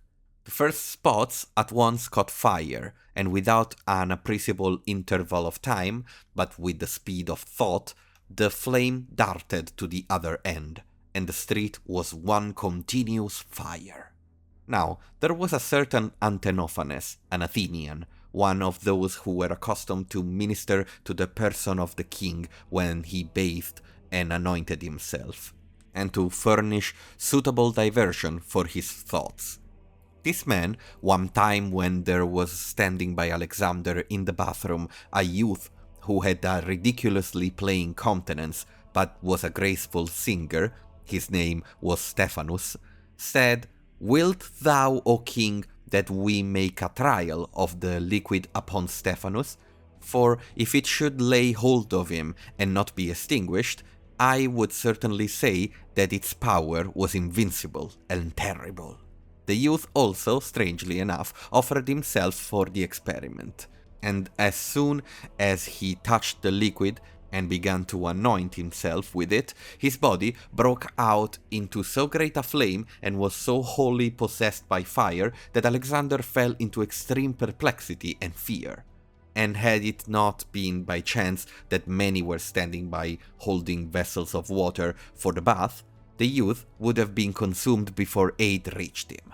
Even as it was, they had great difficulty in putting out the fire, for it covered the boy's whole body, and after they had done so, he was in sorry plight.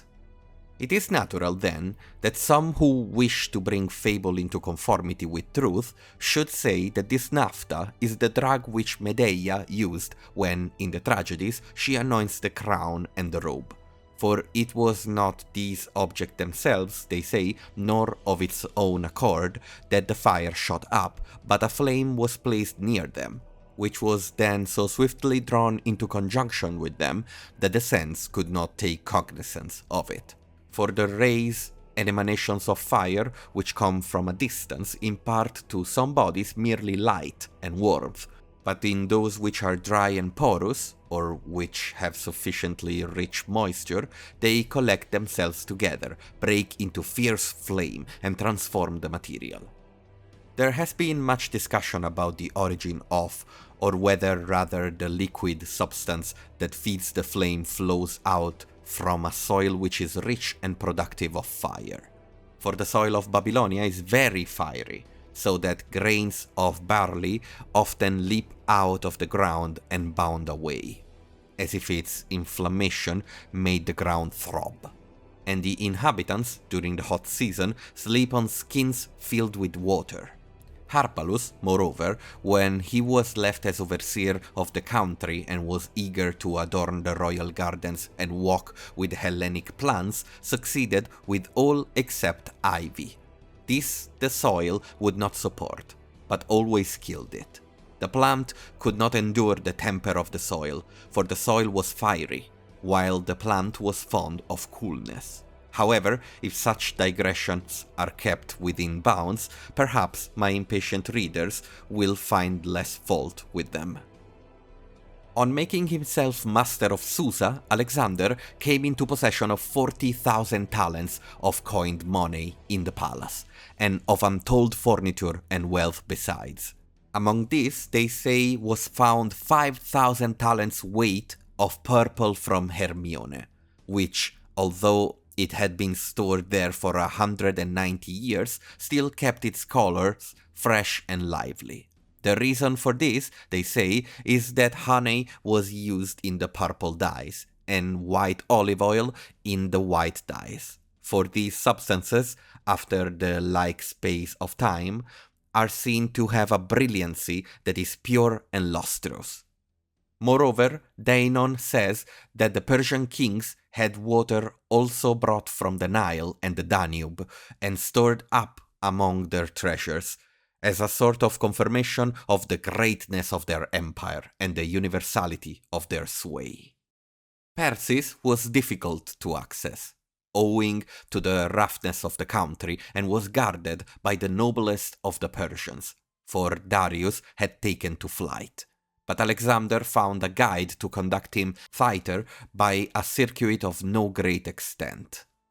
The man spoke 2 languages, since his father was a Lycian and his mother a Persian, and it was he, they say, whom the Pythian priestess had in mind when she prophesied, Alexander being yet a boy, that a Lycus, or wolf, would be Alexander's guide on his march against the Persians.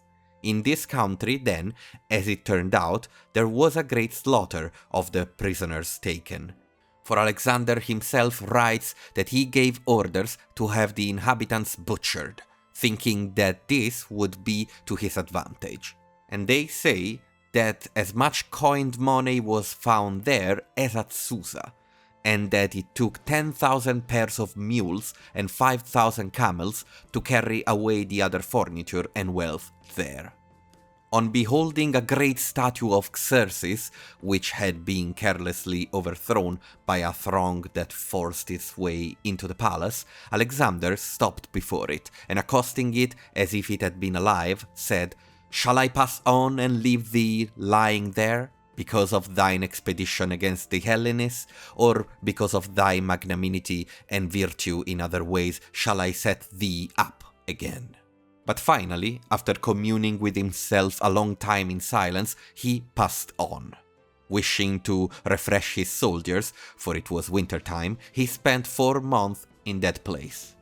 And it is said that when he took his seat for the first time under the golden canopy on the royal throne, Demaratus the Corinthian, a well-meaning man and friend of Alexander's, as he had been of Alexander's father, burst into tears, as old men will, and declared that those Hellenes were deprived of great pleasure who had died before seeing Alexander seated on the throne of Darius.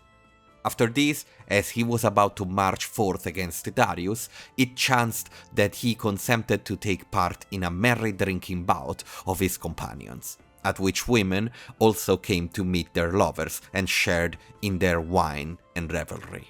The most famous among these women was Thais the Athenian, the mistress of Ptolemy, who was afterwards king. She, partly in graceful praise of Alexander and partly to make sport of him as the drinking went on, was moved to utter a speech which befitted the character of her native country, but was too lofty for one of her kind. She said, namely, that for all her hardship in wandering over Asia, she was being requited that day by thus reveling luxuriously in the splendid palace of the Persians. But it would be a still greater pleasure to go in revel rout and set fire to the house of the Xerxes who burned Athens, she herself kindling the fire under the eyes of Alexander in order that a tradition might prevail among men that the women in the train of Alexander inflicted a greater punishment upon the Persians in behalf of Hellas than all her famous commanders by sea and land. As soon as she had thus spoken, tumultuous applause arose, and the companions of the king eagerly urged him on, so that he yielded to their desires, and leaping to his feet with a garland on his head and a torch in his hand, led them the way. The company followed with shouts and revelry, and surrounded the palace, while the rest of the Macedonians, who learned about it, ran thither with torches, and were full of joy. For they hoped that the burning and destruction of the palace was the act of one who had fixed his thoughts on home, and did not intend to dwell among barbarians. This is the way the deed was done, according to some writers, but others say it was premeditated. However, it is agreed that Alexander speedily repented and gave orders to put out the fire. Alexander was naturally munificent, and became still more so as his wealth increased. His gifts, too, were accompanied by a kindly spirit, with which alone, to tell the truth, a giver confers a favor. I will mention a few instances. Ariston, the captain of the Paeonians, having slain an enemy, brought his head and showed it to Alexander, saying, "In my country, O king, such a gift as this is rewarded with a golden beaker." "Yes," said Alexander with a laugh, "an empty one, but I will pledge thy health with one which is full of pure wine." Again, a common Macedonian was driving a mule laden with some of the royal gold, and when the beast gave out, took the load on his own shoulders and tried to carry it. The king then, seeing the man in great distress and learning the fact of the case, said, as the man was about to lay his burden down, "Don't give out, but finish your journey by taking this load to your own tent." Furthermore, he was generally more displeased with those who would not take his gifts than with those who asked for them. And so he wrote to Phocion in a letter that he would not treat him as a friend in future if he rejected his favors. Again, to Serapion, one of the youths who played at ball with him, he used to give nothing because he asked for nothing. Accordingly, whether Serapion had the ball, he would throw it to others, until the king said, "Won't you give it to me?" "No," said Serapion, "because you don't ask for it." Whereat the king burst out laughing, and made him many presents.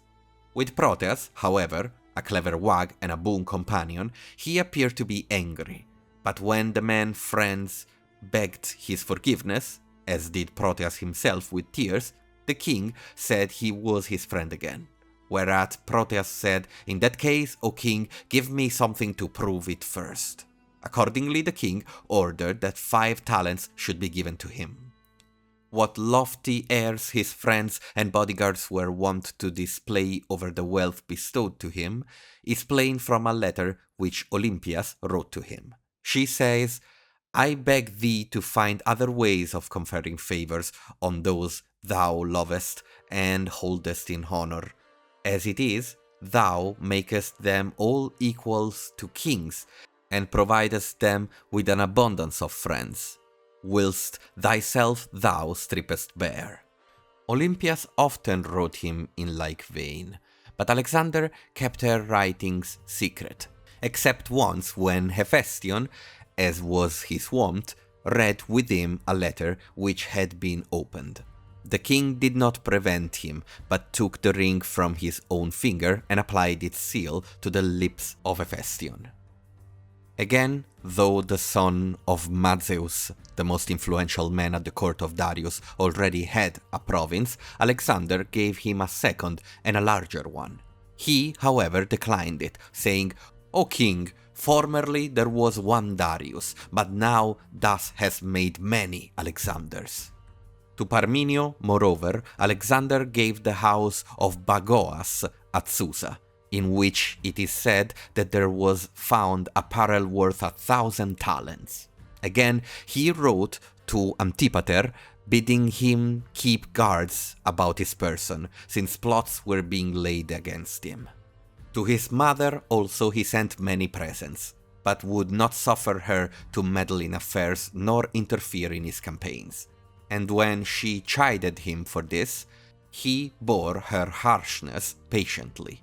Once, however, after reading a long letter which Antipater had written in denunciation of her, he said Antipater knew not that one tear of a mother effaced 10,000 letters. He saw that his favorites had grown altogether luxurious, and were vulgar in the extravagance of their ways of living. For instance, Hagnon the Teian used to wear silver nails in his boots.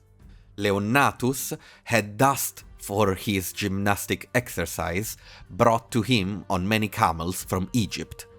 Philotas had hunting nets 100 furlongs long.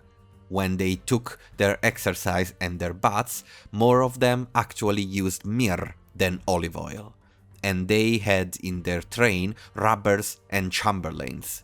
Alexander therefore chided them in gentle and reasonable fashion. He was amazed, he said, that after they had undergone so many and so great contests, they did not remember that those who conquer by toil sleep more sweetly than those who are conquered by their toil, and did not see, from a comparison of their own lives with those of the Persians, that it is a very servile thing to be luxurious, but a very royal thing to be toil. And yet, said he, how can a man take care of his own horse or furbish up his spear and helmet if he is unaccustomed to using his hands on his own dear person? Know ye not, said he, that the end and object of conquest is to avoid doing the same thing as the conquered? Accordingly, he exerted himself yet more strenuously in military and hunting expeditions, suffering distress and risking his life, so that a Spartan ambassador who came up with him as he was bringing down a great lion said, "Nobly, indeed, Alexander, hast thou struggled with the lion to see which should be king?" This hunting scene Craterus dedicated at Delphi, with bronze figures of the lion, the dogs, the king engaged with the lion, and himself coming to his assistance. Some of the figures were molded by Lysippus and some by Leocares. Alexander, then, in exercising himself and at the same time inciting others to deeds of valor, was wont to court danger.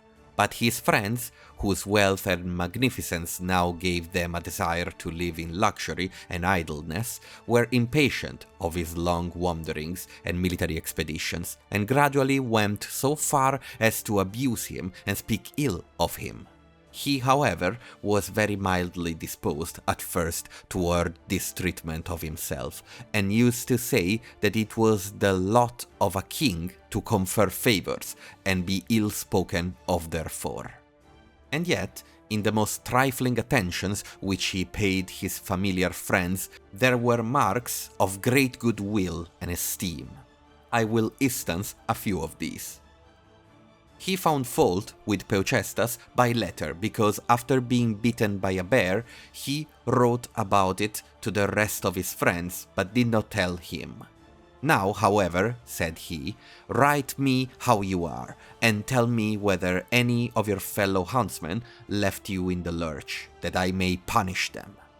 To Hephaestion, who was absent on some business, he wrote that while they were diverting themselves with hunting and ichneumon, Craterus encountered the lance of Perdiccas and was wounded in the thighs. After Peucestas had safely recovered from an illness, Alexander wrote to the physician, Alexippus, expressing his thanks. While Craterus was sick, Alexander had a vision in his sleep, whereupon he offered certain sacrifices himself for the recovery of his friend, and bade him also sacrifice. He wrote also to Pausanias, the physician, who wished to administer hellebore to Craterus, partly expressing distress and partly advising him how to use the medicine. Those who first brought word to him that Harpalus had absconded, namely Ephialtes and Cissus, he put to fetters, on the ground that they were falsely accusing the men. When he was sending home his aged and infirm soldiers, Eurylochus of Age got himself enrolled among the sick, and then, when it was discovered that he had nothing the matter with him, confessed that he was in love with Telesippa, and was bent on following along with her on her journey to the seaboard. Alexander asked of what parentage this girl was, and on hearing that she was a freeborn courtesan, said, I will help you, O Eurylochus, in your armor, but see to it that we try to persuade Telesippa either by argument or gifts, since she is freeborn. And it is astonishing that he had time to write so many letters for his friends. For instance, he wrote one giving orders to seek out a slave of Seleucus who had run away to Cilicia, and one in commendation of Peucestas for arresting Nikon, a servant of Craterus, and one to Megabyzus about an attendant who had taken refuge in a sanctuary, bidding him, if possible, entice the slave outside the sanctuary and then arrest him, but not lay hands upon him in the sanctuary.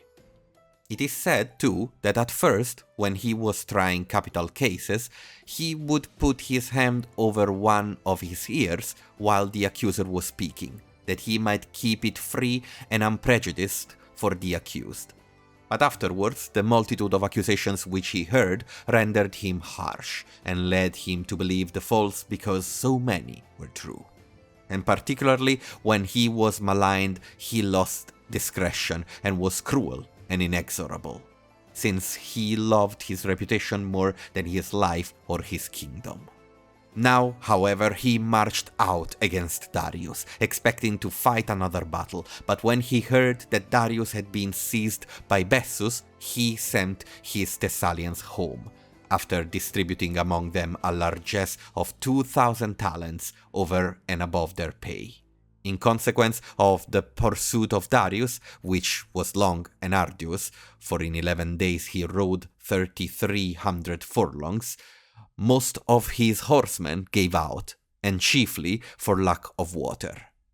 At this point, some Macedonians met him who were carrying water from the river in the skins upon their mules, and when they beheld Alexander, it being now midday, in a wretched plight from thirst, they quickly filled a helmet and brought it to him.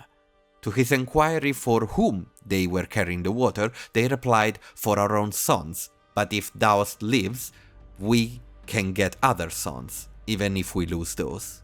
On hearing this, he took the helmet into his hands, but when he looked around and saw the horsemen about him all stretching out their heads and gazing at the water, he handed it back without drinking any, but with praises for the man who had brought it. "For," said he, "if I should drink it alone, these horsemen of mine will be out of heart." But they beheld his self-control and loftiness of spirit and began to goad their horses on, declaring that they would not regard themselves as weary or thirsty or as mortals at all, so long as they had such a king. So, then, all were alike ready and willing, but only 60, they say, were with Alexander when he burst into the camp of the enemy. There, indeed, they rode over much gold and silver that was thrown away, passed by many wagons full of women and children, which were cursing hither and thither within their drivers, and pursued those who were foremost in flight, thinking that Darius was among them. But at last they found him laying in a wagon, his body all full of javelins, at the point of death. Nevertheless, he asked for something to drink, and when he had drunk some cold water which Polystratus gave him, he said to him, "My man, this is the extremity of my ill fortune, that I receive good at thy hands, and am not able to return it. But Alexander will requite thee for thy good offices, and the gods will reward Alexander for his kindness to my mother, wife, and children. To him, through thee, I give this right hand." With these words, he took the hand of Polystratus and then expired. When Alexander came up, he was manifestly distressed by what had happened, and unfastening his own cloak, threw it upon the body and covered it.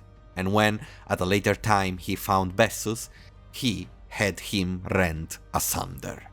2 straight trees were bent together, and a part of his body fastened to each. Then, when each was released and sprang vigorously back, the part of the body that was attached to it followed after. Now, however, he sent the body of Darius laid out in royal state to his mother, and admitted his brother, Exatres, into the numbers of his companions.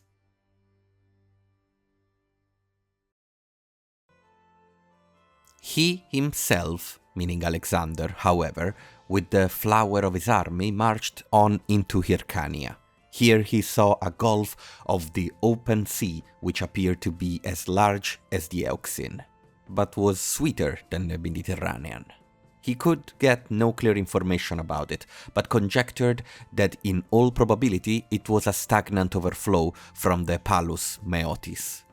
And yet, naturalists were well aware of the truth, and many years before Alexander's expedition they had set forth that this was the most northerly of 4 gulfs which stretch inland from the outer sea, and was called indifferently the Hyrcanian or Caspian Sea.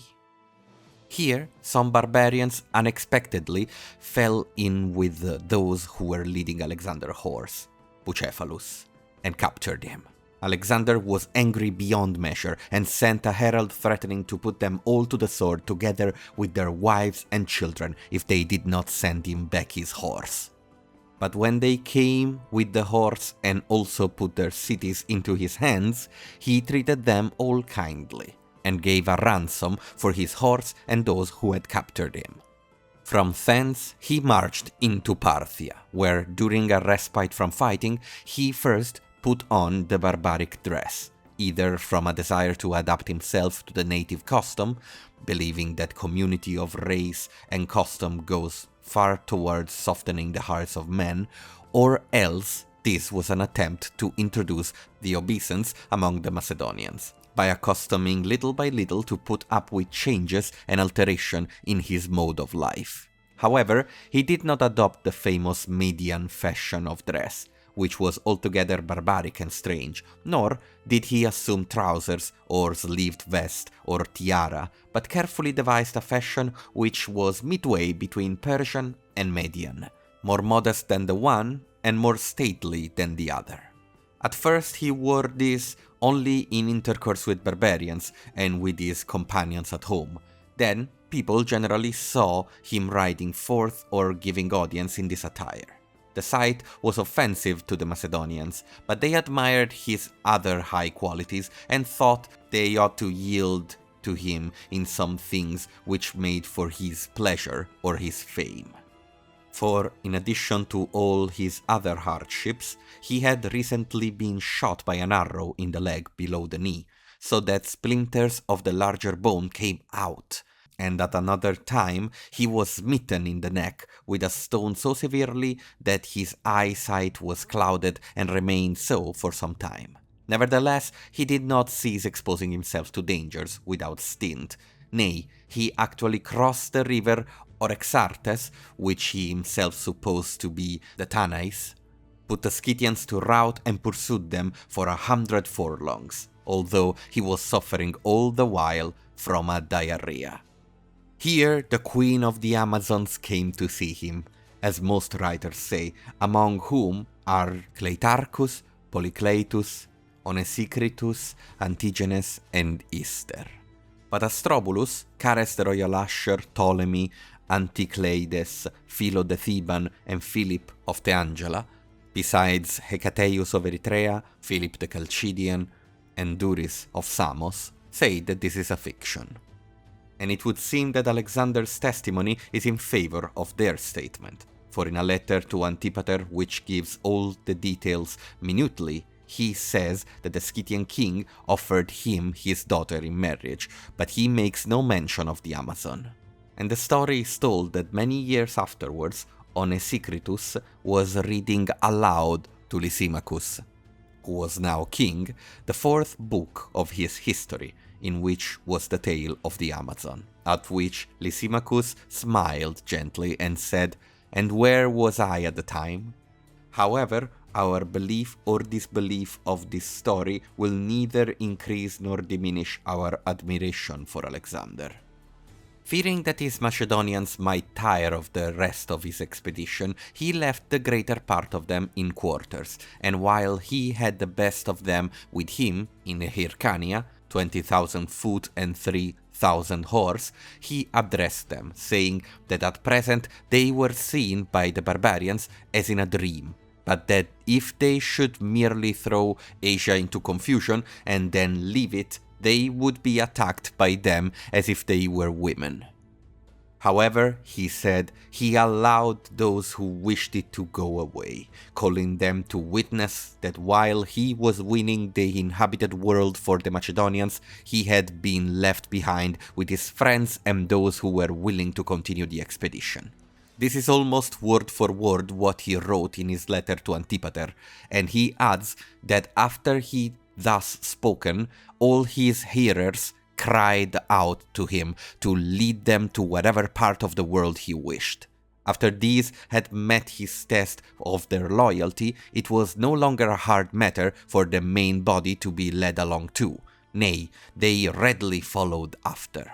Under these circumstances, too, he adopted his own mode of life still more to the customs of the country, and tried to bring these into closer agreement with Macedonians' customs, thinking that by a mixture of community of practice which produced goodwill rather than by force, his authority would be kept secure while he was far away.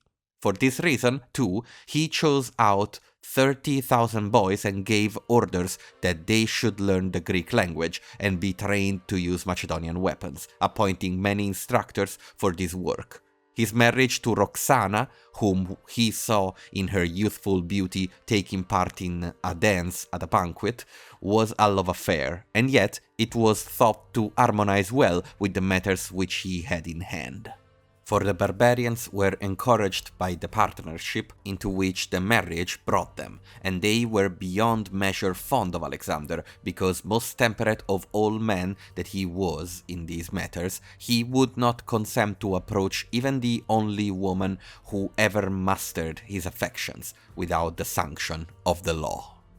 Moreover, when he saw that among his chiefest friends Hephaestion approved his course and joined him in changing his mode of life, while Craterus clung fast to his native way, he employed the former in his business with the barbarians, the latter in that with the Greeks and Macedonians, and in general he showed most affection to Hephaestion, but most esteem for Craterus, thinking and constantly saying that Hephaestion was a friend of Alexander, but Craterus a friend of the king.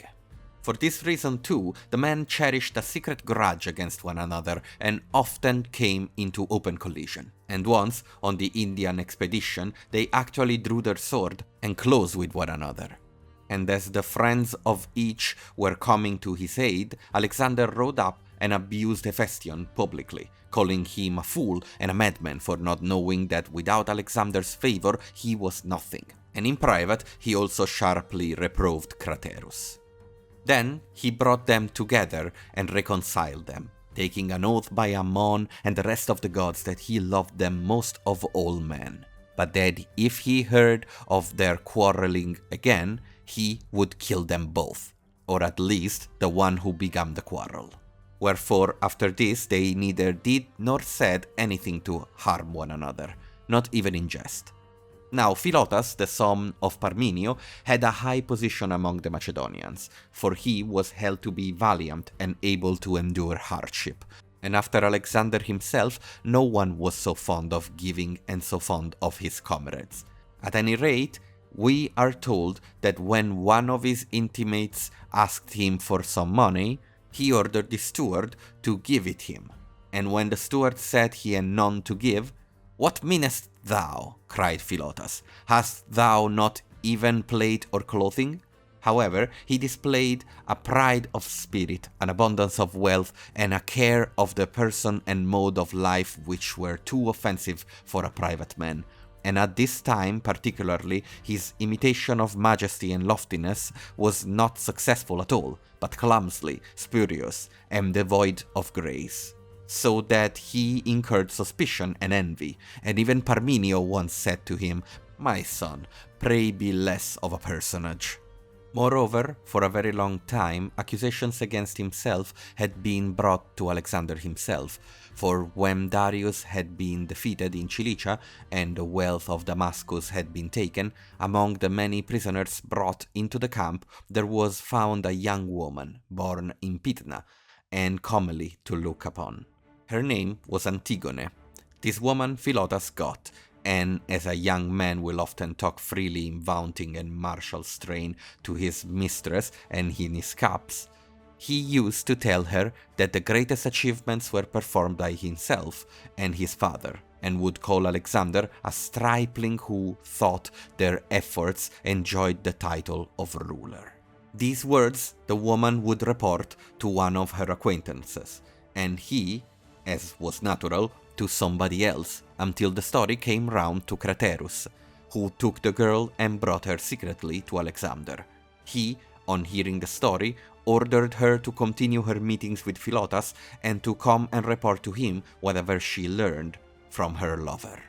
Now Philotas was ignorant of the plot thus laid against him, and in his frequent interviews with Antigone would utter many angry and boastful speeches and many improper words against the king. But Alexander, although strong testimony against Philotas came to his ears, endured in silence and restrained himself, either because he had confidence in Parmenio's goodwill toward him, or because he feared the reputation and power of father and son. Meanwhile, however, a Macedonian named Limnus from Calestra conspired against Alexander's life, and invited Nicomachus, one of the young men whose lover he was, to take part with him in the undertaking. Nicomachus would not accept the invitation, but told his brother Cabalinus of the attempt, and he, going to Philotas, ordered him to conduct them into the presence of Alexander, on the ground that there were matters of great importance about which they must see him. But Philotas, for whatever reason, and the reason is not known, would not conduct them in, alleging that the king was engaged on other matters of more importance, and he refused their request twice. They now became suspicious of Philotas and applied to someone else, by whom they were brought before Alexander. In the first place, they told him about the plot of Limnus, and then threw out veiled insinuations against Philotas, on the grounds that he had neglected their petitions on 2 occasions. This greatly incensed Alexander, and when he found that Limnus had defended himself against arrest and had therefore been killed by the men sent to fetch him, he was still more disturbed in mind, thinking that the proof of the plot had escaped him. And since he felt bitter against Philotas, he drew to himself those who had long hated the man, and they now said openly that the king took things too easily when he supposed that Limnus, a man of Calestra, had set his hand to a deed of so great daring on his own account. Nay, they said, he was only an assistant, or rather an instrument sent forth by a higher power. An inquiry into the plot should be made in those quarters where there was most interest in having it concealed. After the king had once given ear to such speeches and suspicions, the enemies of Philotas brought up countless accusations against him. Consequently, he was arrested and put to question, the companions of the king standing by at the torture, while Alexander himself listened behind a stretch of tapestry. Here, as we are told, on hearing Philotas beset Hephaestion with abject cries and supplications, he said, "So faint-hearted thou art, Philotas, and so unmanly. Could thou have set hand to so great an undertaking?" After Philotas had been put to death, Alexander sent at once into Media and dispatched Parmenio also, a man whose achievements with Philip had been many, and who was the only one of Alexander's older friends, or the principal one, to urge his crossing into Asia, and who, of the 3 sons that were his, had seen 2 killed in the expedition before this, and was now put to death along with the 3rd. These actions made Alexander an object of fear to many of his friends, and particularly to Antipater, who sent secretly to the Aetolians, and entered into an alliance with them. For the Aetolians also were in fear of Alexander because they had destroyed the city of the Oeniade, and because Alexander, on learning of it, had said that it would not be the sons of the Oeniade, but he himself who would punish the Aetolians. Not long afterwards came the affair of Cleitus, which those who simply learn the immediate circumstances will think more savage than that of Philotas. If we take into consideration, however, alike the cause and the time, we find that it did not happen of set purpose, but through some misfortune of the king, whose anger and intoxication furnished occasion for the evil genius of Cleitus.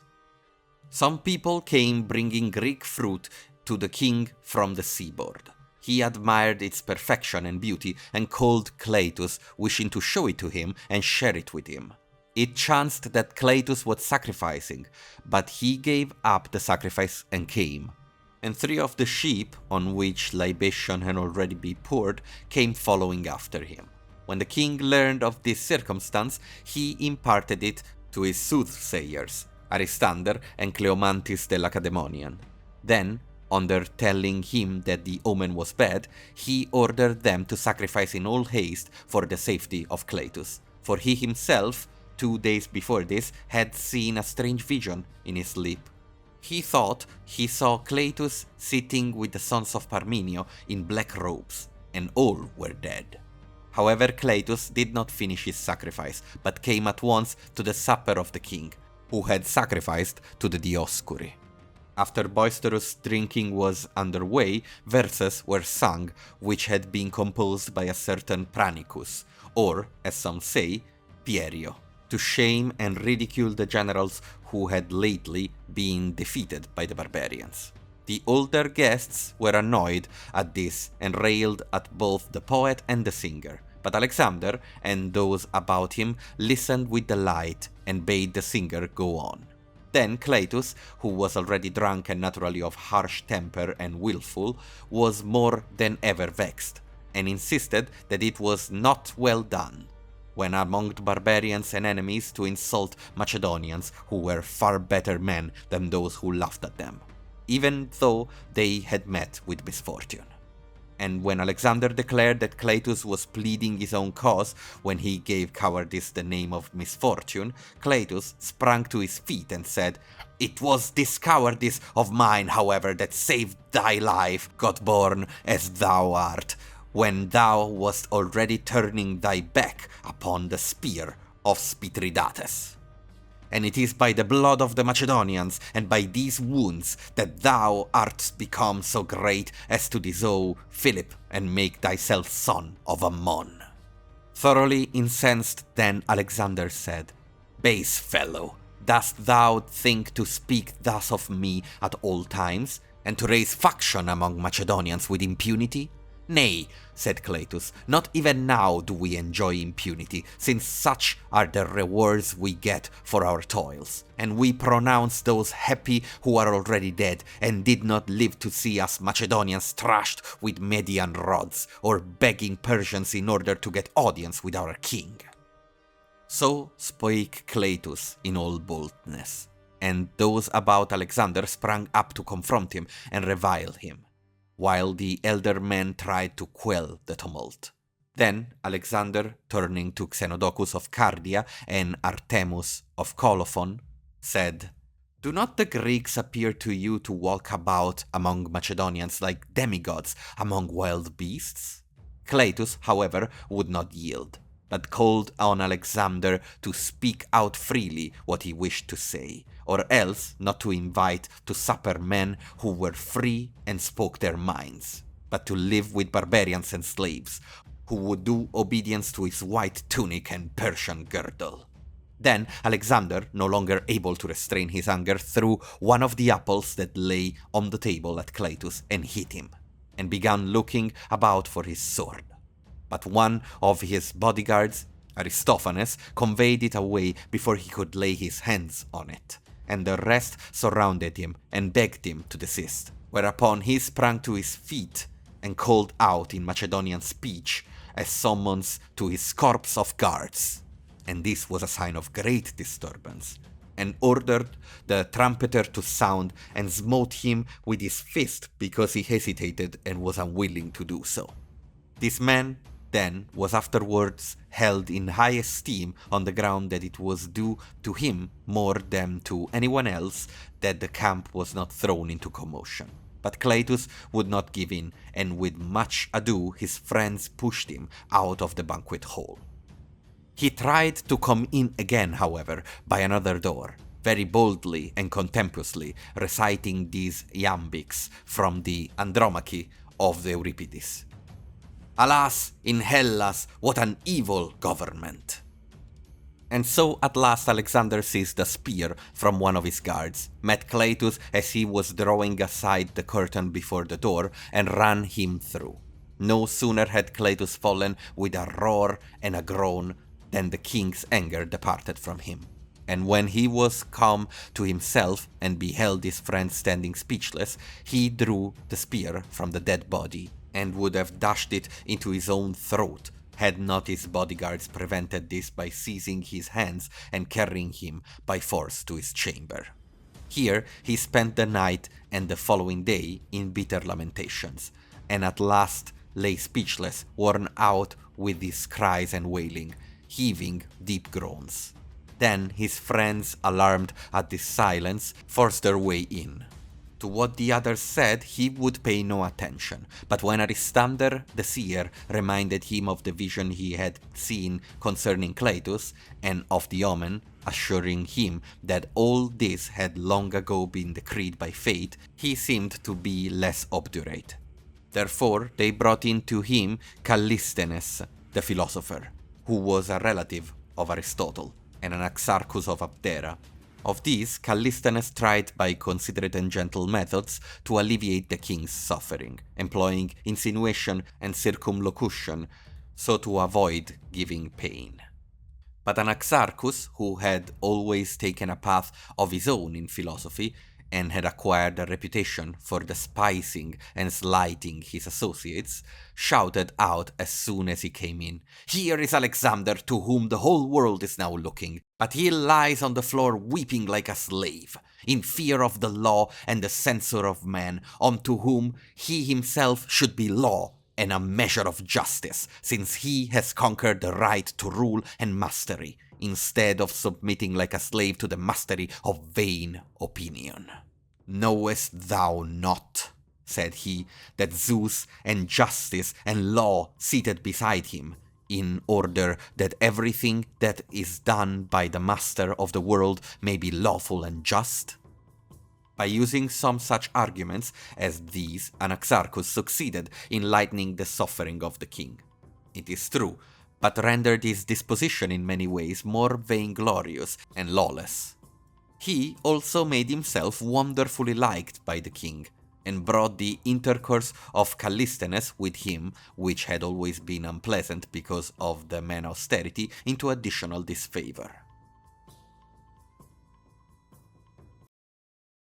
It is said that once at supper the conversation turned upon seasons and weather, and that Callisthenes, who held with those who maintained that it is more cold and wintry there than in Greece, was stoutly opposed by Anaxarchus, whereupon he said, "You surely must admit that it is colder here than there, for there you used to go about in winter in a cloak merely, but here you recline at table with 3 rugs thrown over you." Of course, this also added to the irritation of Anaxarchus. Moreover, the other sophists and flatterers in the train of Alexander were annoyed to see Callisthenes eagerly courted by the young man on account of his eloquence, and no less pleasing to the older man on account of his mode of life, which was well ordered, dignified, and independent, and confirmed the reason given for his sojourn abroad, namely, that he had gone to Alexander from an ardent desire to restore his fellow citizens to their homes and re-people his native city. And besides, believing envied on account of his reputation, he also at times by his own conduct furnished material for his detractors, rejecting invitations for the most part, and when he did go into company, by his gravity and silence, making it appear that he disapproved or disliked what was going on. So that even Alexander said in allusion to him, "I hate a wise man, even to himself unwise." It is said, moreover, that once when a large company had been invited to the king's supper, Callisthenes was bidden, when the cup came to him, to speak in praise of the Macedonians, and was so successful on the theme that the guests rose up to applaud him and threw their garlands at him. Whereupon Alexander said that, in the language of Euripides, when a man has for his words a noble subject, it is easy to speak well. "But show us the power of your eloquence," said he, "by a denunciation of the Macedonians, that they may become even better by learning their faults." And so Callisthenes began his palinode, and spoke long and boldly in denunciation of the Macedonians, and after showing that faction among the Greeks was the cause of the increase of Philip's power, added, "But in a time of sedition, the base man too is in honor."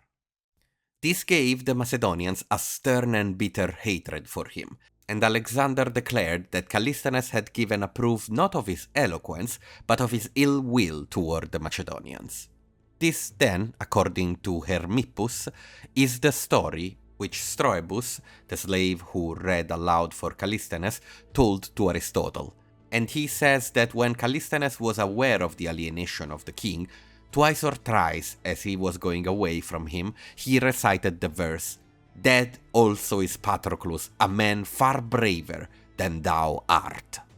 What Aristotle said then would seem to have been no idle verdict, namely that Callisthenes showed great ability as a speaker, but lacked common sense. But in the matter of the obeisance, at least by refusing sturdily and like a philosopher to perform the act, and by standing forth alone and rehearsing in public the reason for the indignation which all the oldest and best of the Macedonians cherished in secret, he delivered the Greeks from a great disgrace, and Alexander from a greater, by leading Alexander not to insist upon the obeisance. But he destroyed himself because he was thought to use force rather than persuasion with the king. Chares of Mytilene says that once at a banquet, Alexander, after drinking, handed the cup to one of his friends, and he, on receiving it, rose up so as to face the household shrine, and when he had drunk, first made obeisance to Alexander, then kissed him. To make obeisance is to pay respects. And then resumed his place upon the couch.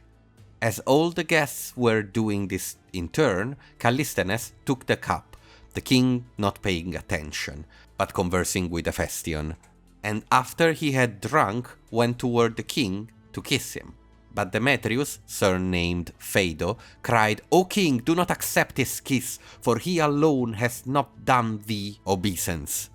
So Alexander declined the kiss, at which Callisthenes exclaimed in a loud voice, "Well then, I'll go away the poorer by a kiss."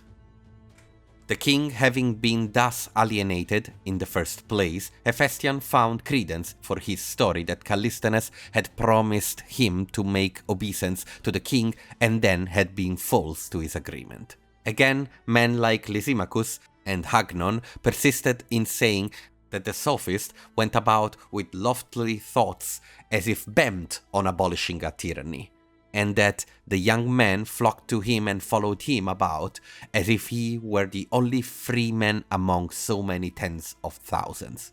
For this reason also, when the conspiracy of Hermolaus and his associates against Alexander was discovered, it was thought that the accusations of his detractors had an air of probability. They said, namely, that when Hermolaus put the question to him how he might become a most illustrious man, Callisthenes said, "By killing the most illustrious," and that in inciting Hermolaus to the deed, he bade him have no fear of the golden couch, but remember that he was approaching a man who was subject to sickness and wounds. And yet not one of the accomplices of Hermolaus, even in the last extremity, denounced Callisthenes.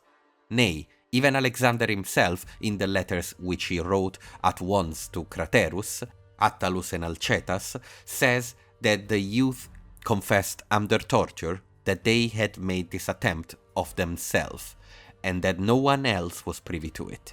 But in a letter written later to Antipater, wherein he accuses Callisthenes also of the crime, he says the youths were stoned to death by the Macedonians, but the sophist I will punish together with those who sent him to me and those who harbor in their cities men who conspire against my life.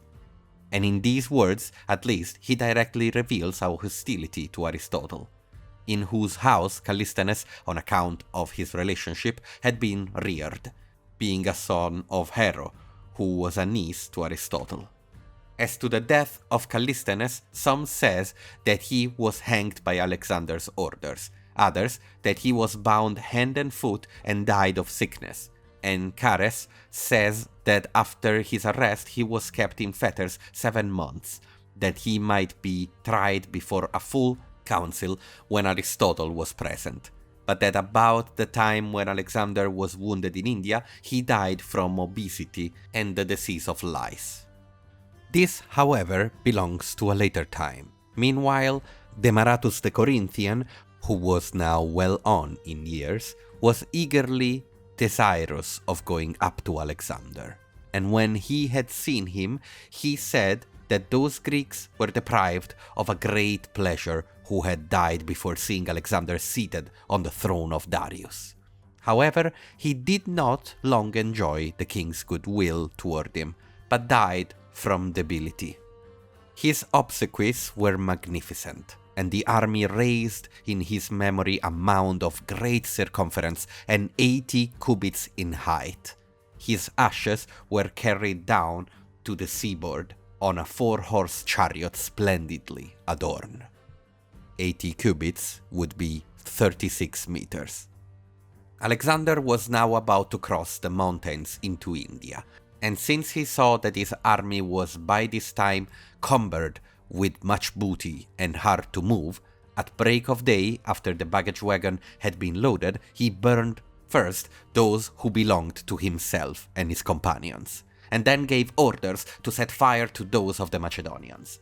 And the planning of the thing turned out to be a larger and more formidable matter than its execution, for it gave annoyance to a few only of the soldiers, while most of them, with rapturous shouts and war cries, shared their necessaries with those who were in need of them, and what was superfluous was burned and destroyed with their own hands, thus filling Alexander with zeal and eagerness. Besides, he was already greatly feared, and inexorable in the chastisement of a transgressor. For instance, when a certain Menander, one of his companions, who had been put in command of a garrison, refused to remain there, he put him to death. And Orsodates, a barbarian who had revolted from him, he shot down with his own hand.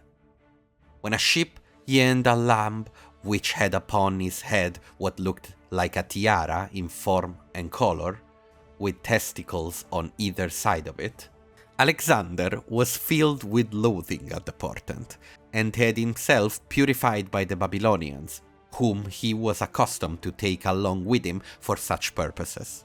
And in conversation with his friends, he said that he was not disturbed for his own sake, but for theirs, fearing lest after his death heaven might devolve his power upon an ignoble and impotent man. However, a better portent occurred and put an end to his dejection. The Macedonian, namely, who was set over those in charge of the royal equipage, Proxenus by name, as he was digging a place for the king's tent along the river Oxus, uncovered a spring of liquid which was oily and fatty. But when the top of it was drawn off, there flowed at once a pure and clear oil, which appeared to differ from olive oil neither in odor nor in flavor, and in smoothness and luster was altogether the same. And that, too, though the country produced no olive trees. It is said, indeed, that Oxus himself also has a very soft water, which gives slickness to the skin of those who bathe in it. However, that Alexander was marvelously pleased is clear from what he writes to Antipater, where he speaks of this as one of the great omens vouchsafed to him from heaven. The seers, however, held that the omen foreshadowed an expedition which would be glorious, but difficult and toilsome. For oil, they said, was given to men by heaven as an aid to toil. And so it proved, for he encountered many perils in the battles which he fought, and received very severe wounds. But the greatest losses which his army suffered were caused by lack of necessary provisions and severity of the weather. Still, he was eager to overcome fortune by boldness and force by valor, and thought nothing invincible for the courageous, and nothing secure for the cowardly. It is said that when he was besieging the citadel of Sisimitres, which was steep and inaccessible so that his soldiers were disheartened, he asked Oxyartes what sort of man Sisimitres himself was in point of spirit. And when Oxyartes replied that he was most cowardly of men, "Thy words mean," said Alexander, "that we can take the citadel, since he who commands it is a weak thing." And indeed, he did take the citadel by frightening Sisimitres. Again, after attacking another citadel, equally precipitous, he was urging on the younger Macedonians, and addressing one who bore the name of Alexander, said, "It behooves thee at least to be a brave man, even for thy name's sake." And when the young man, fighting gloriously, fell, the king was pained beyond measure. And at another time, when his Macedonians hesitated to advance upon the citadel called Nyssa, because there was a deep river in front of it, Alexander, halting on the bank, cried, "Most miserable man that I am, why, pray, have I not learned to swim?" And at once carrying his shield, he would have tried to cross. And when, after he had put a stop to the fighting, ambassadors came from the beleaguered cities to beg for terms, they were amazed, to begin with, to see him in full armor and without an attendant. And besides, when a cushion was brought to him for his use, he ordered the eldest of the ambassadors, Acupis by his name, to take it for his seat. Acupis, accordingly, astonished by his magnanimity and courtesy, asked what he wished them to do in order to be his friends. "Thy countrymen," said Alexander, "must make thee their ruler, and send me 100 of their best men."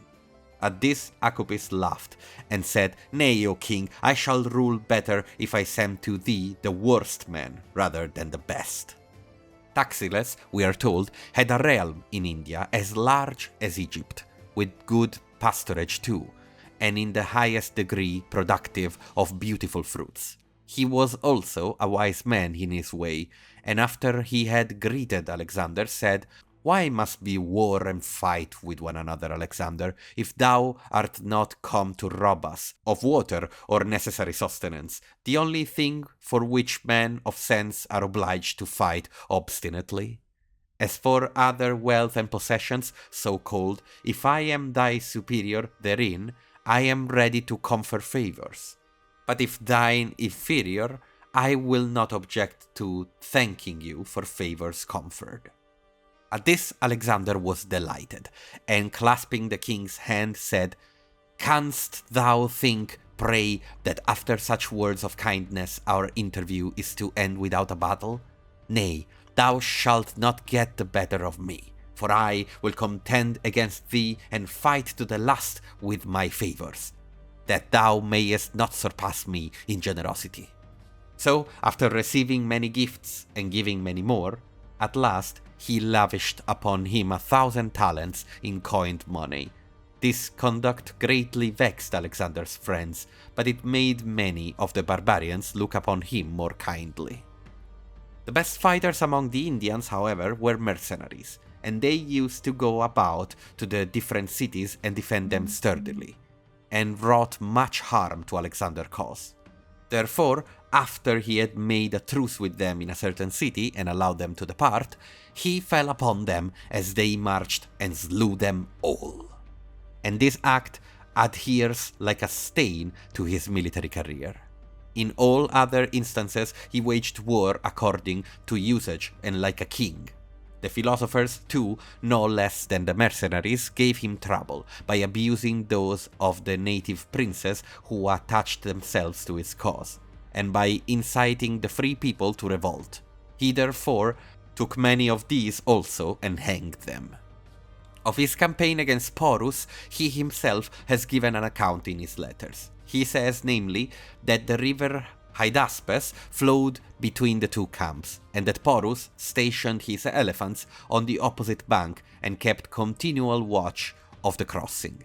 He himself, accordingly, day by day, caused a great din and tumult to be made in his camp, and thereby accustomed the barbarians not to be alarmed.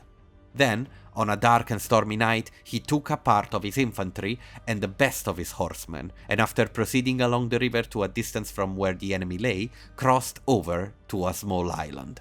Here, rain fell in torrents, and many tornadoes and thunderbolts dashed down upon his men, but nevertheless, although he saw that many of them were being burned to death by thunderbolts, he set out from the islet and made for the opposite banks. But the Hydaspes, made violent by the storm and dashing high against its banks, made a great breach in it, and a large part of the stream was setting in that direction. And the shore between the two currents gave his men no sure footing, since it was broken and slippery. And here it was that he is said to have cried, "O Athenians, can ye possibly believe what perils I am undergoing to win glory in your eyes?" This, however, is the story of Onesicritus. Alexander himself says that they left their rafts and crossed the bridge with their armor on, wading breast high in water, and that after he crossed he led his horsemen 20 furlongs in advance of his infantry, calculating that in case the enemy attacked with their cavalry, he would be far superior to them, and in case they moved up their men-at-arms, his infantry would join him in good season. And one of these suppositions came to pass, for after routing 1,000 of the enemy's horsemen and 60 of their chariots which engaged him, he captured all the chariots and slew 400 of their horsemen. And now Porus, thus led to believe that Alexander himself had crossed the river, advanced upon him with all his forces, except the part he left behind to impede the crossing of the remaining Macedonians. But Alexander, fearing the elephants and the great number of the enemy, himself assaulted their left wing and ordered Coenus to attack their right. Both wings having been routed, the vanquished troops retired in every case upon the elephants in the center, and were there crowded together with them. And from this point on the battle was waged at close quarters, and it was not until the 8th hour that the enemy gave up. Such then is the account of the battle which the victor himself has given in his letters. Most historians agree that Porus was 4 cubits and a span, meaning 6.3 feet, and that the size and majesty of his body made his elephant seem as fitting a mount for him as a horse for a horseman. And yet his elephant was of the largest size, and it showed remarkable intelligence and solicitude for the king, bravely defending him and beating back his assailants while he was still in full vigor. And when it perceived that its master was worn out with a multitude of missiles and wounds, fearing he should fall off, it knelt softly on the ground, and with his proboscis gently took each spear and drew it out of his body. Porus was taken prisoner, and when Alexander asked him how he would be treated, said, "Like a king." And to another question from Alexander, whether he had anything else to say, replied, "All things are included in my like a king."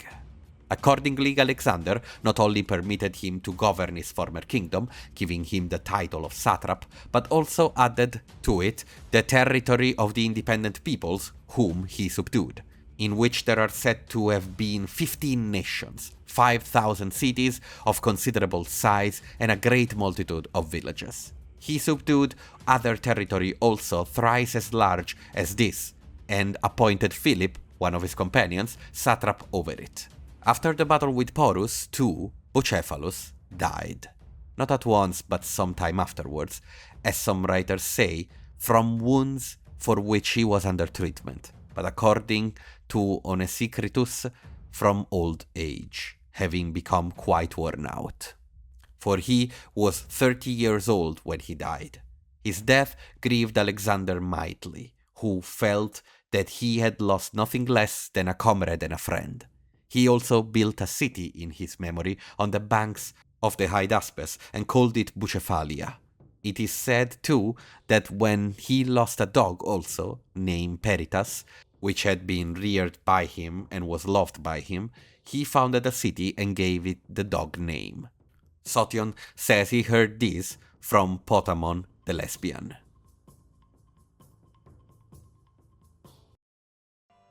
As for the Macedonians, however, their struggle with Porus blunted their courage and stayed their further advance into India. For having had all they could do to repulse an enemy who mustered only 20,000 infantry and 2,000 horse, they violently opposed Alexander when he insisted on crossing the river Ganges also, the width of which, as they learned, was 22 furlongs, its depth 100 fathoms, meaning respectively 5.9 kilometers and 180 meters, while its banks on the further side were covered with multitudes of men-at-arms and horsemen and elephants, for they were told that the kings of the Grandites and the Presi were awaiting them with 80,000 horsemen, 200,000 footmen, 8,000 chariots, and 6,000 fighting elephants. And there was no boasting in these reports. For Androcottus, who reigned there not long afterwards, made a present to Seleucus of 500 elephants, and with an army of 600,000 men overran and subdued all India. At first, then, Alexander shut himself up in his tent from displeasure and wrath and lay there, feeling no gratitude for what he had already achieved unless he should cross the Ganges, nay, counting retreat a confession of defeat. But his friends gave him fitting consolation, and his soldiers crowded about his door and besought him with loud cries and wailing, until at last he relented and began to break camp, resorting to many deceitful and fallacious devices for the enhancement of his fame. For instance, he had armor prepared that was larger than usual, and mangers for horses that were higher, and bits that were heavier than those in common use, and left them scattered up and down. Moreover, he erected altars for the gods, which down to the present time are revered by the kings of the Presi when they cross the river, and on them they offer sacrifices in the Hellenic manner. Androcottus, when he was a stripling, saw Alexander himself, and we are told that he often said in later times that Alexander narrowly missed making himself master of the country, since its king was hated and despised on account of his baseness and low birth. From thence, being eager to behold the ocean, and having built many passage boats equipped with oars and many rafts, he was conveyed down the rivers in a leisurely course.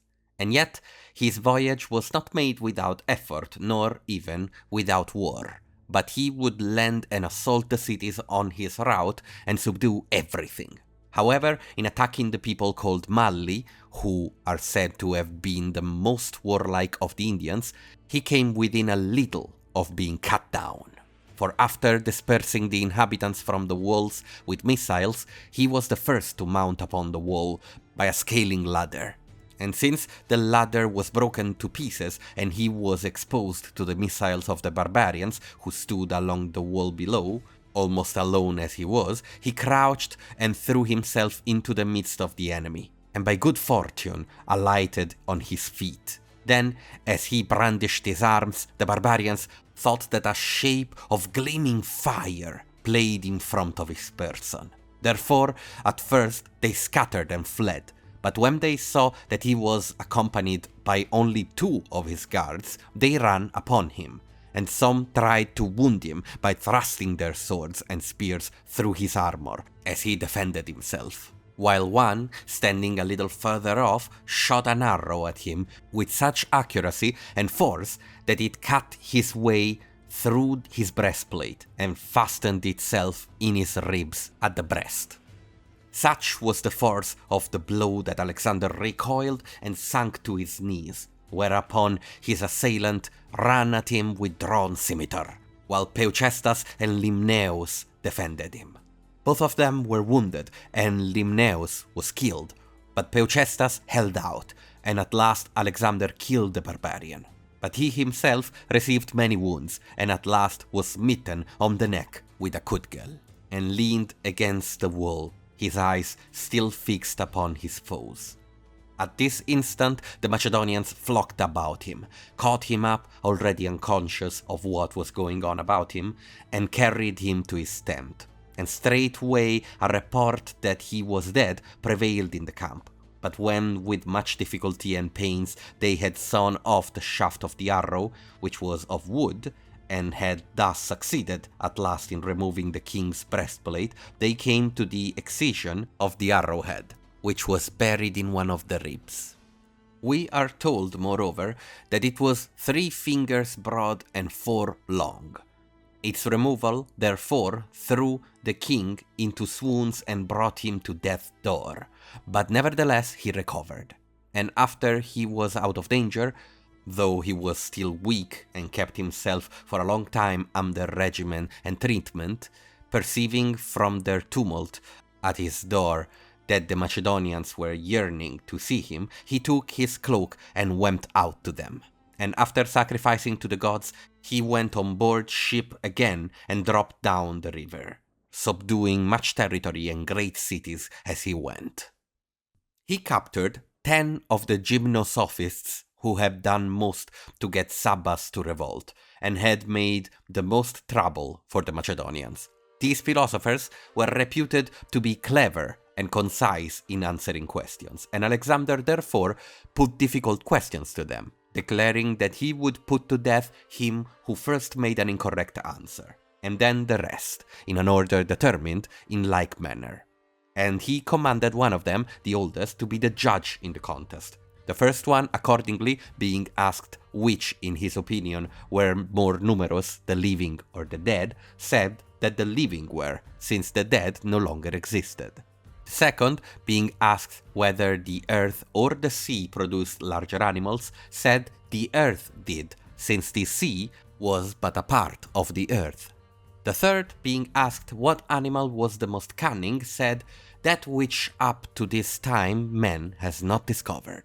The fourth, when asked why he had induced Sabas to revolt, replied, "Because I wished him either to live nobly or to die nobly." The fifth, being asked which, in his opinion, was older, day or night, replied, "Day, by one day." And he added, upon the king expressing amazement, that hard question must have hard answers. Passing on then to the sixth, Alexander asked how a man could be most loved. "If," said the philosopher, "he is most powerful and yet does not inspire fear." Of the three remaining, he who was asked how one might become a god instead of man, replied, "By doing something which a man cannot do." The one who was asked which was the stronger, life or death, answered, "Life, since it supports so many ills." And the last, asked how long it were well for a man to live, answered, "Until he does not regard death as better than life." So then, turning to the judge, Alexander bade him give his opinion. The judge declared that they had answered one worse than another. "Well then," said Alexander, "thou shalt die first for giving such a verdict." "That cannot be, O king," said the judge, "unless thou falsely saidst that thou wouldn't put to death first him who answered worst." These philosophers then he dismissed with gifts. But to those who were in the highest repute and lived quietly by themselves, he sent Onesicritus, asking them to pay him a visit. Now, Onesicritus was a philosopher of the school of Diogenes, the Cynic. And he tells us that Calanus very harshly and insultingly bade him strip off his tunic and listen naked to what he had to say. Otherwise he would not converse with him, not even if he came from Zeus. But he says that Dandamis was gentler, and that after hearing fully about Socrates, Pythagoras and Diogenes, he remarked that the men appeared to him to have been of good natural parts, but to have passed their lives in too much awe of the laws. Others, however, say that the only words uttered by Dandamis were these: "Why did Alexander make such a long journey hither?" Calanus, nevertheless, was persuaded by Taxils to pay a visit to Alexander. His real name was Sphinx, but because he greeted those whom he met with Kale, the Indian word of salutation, the Greeks called him Calanus.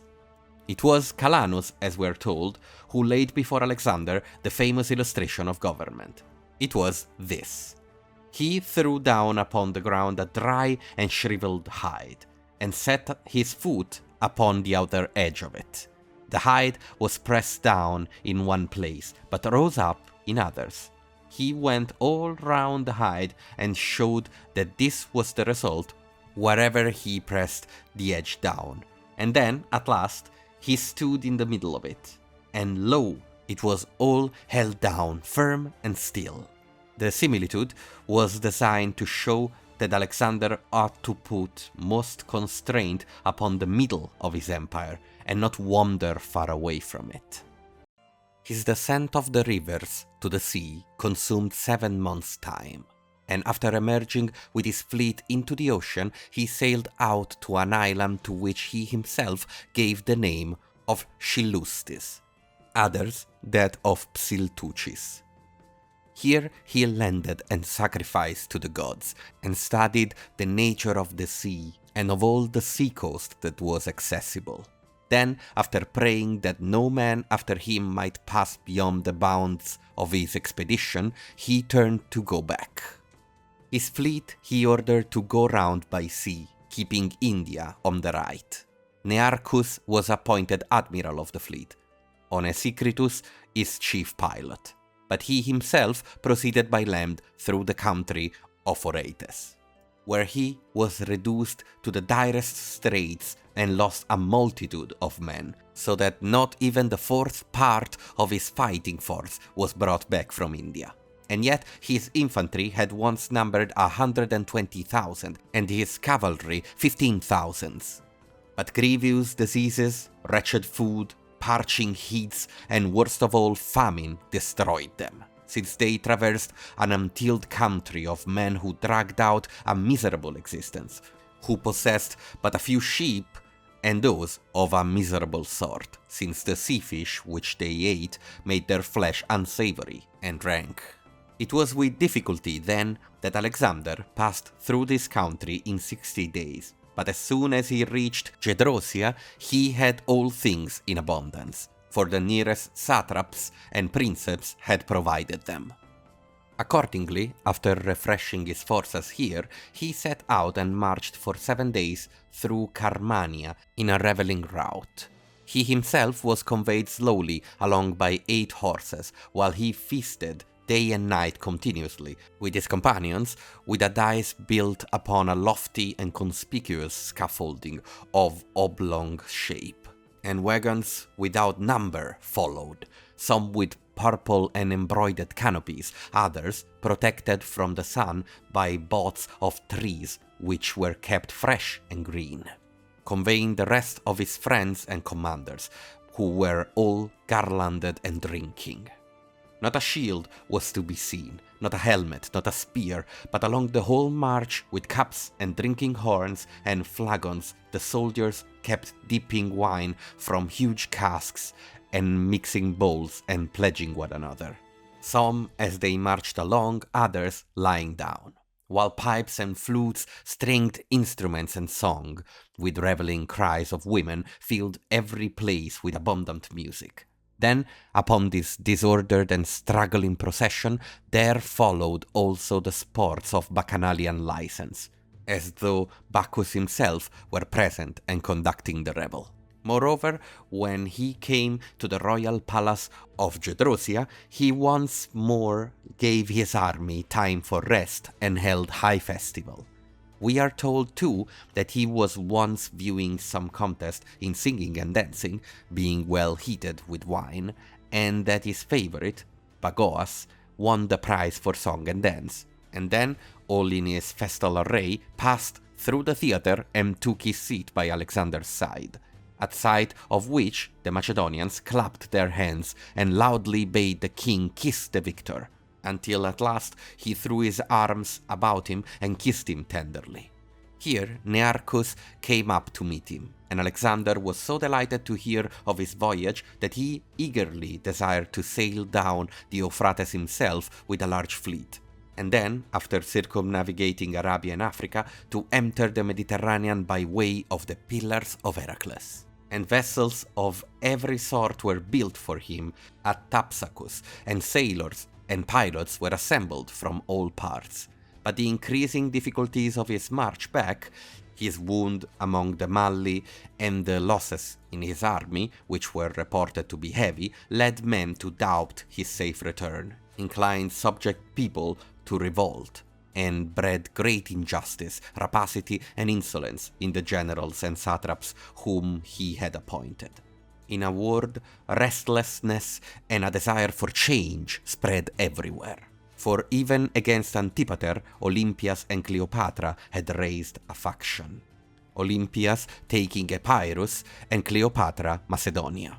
When he heard of this, Alexander said that his mother had made the better choice, for the Macedonians would not submit to be reigned over by a woman.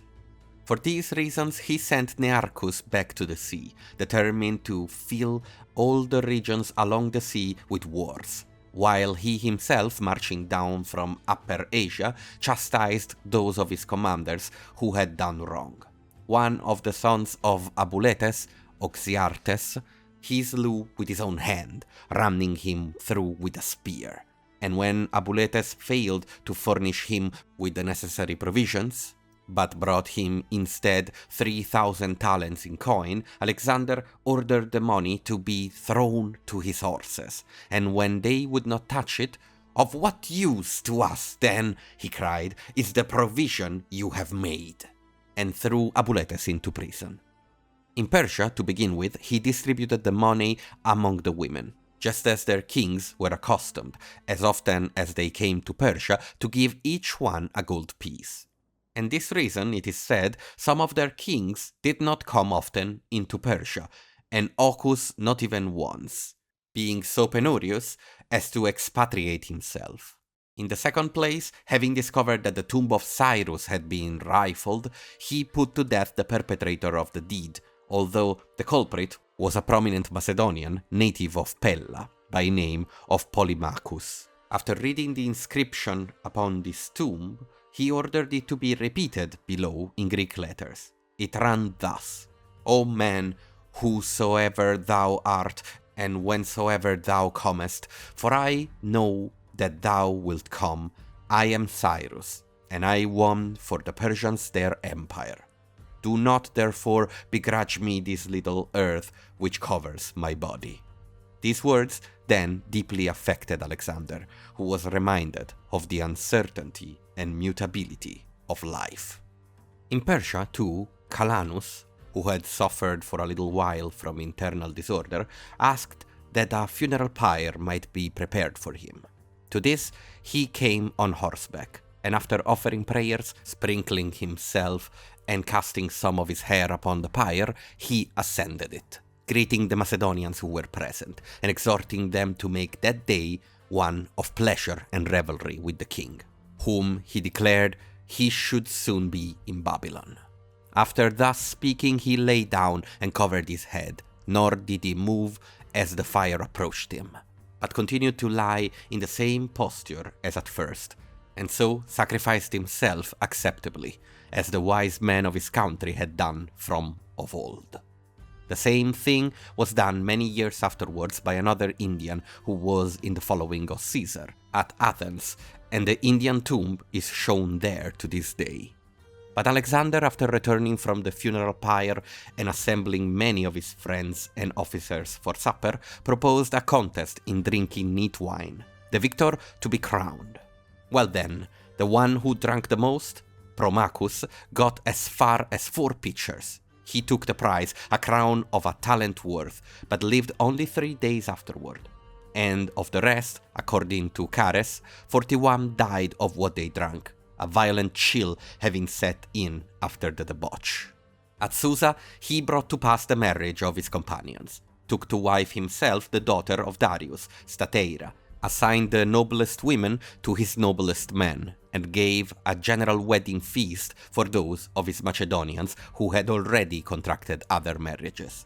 At this feast, we are told, 9,000 guests reclined at supper, to each of whom a golden cup for libations was given.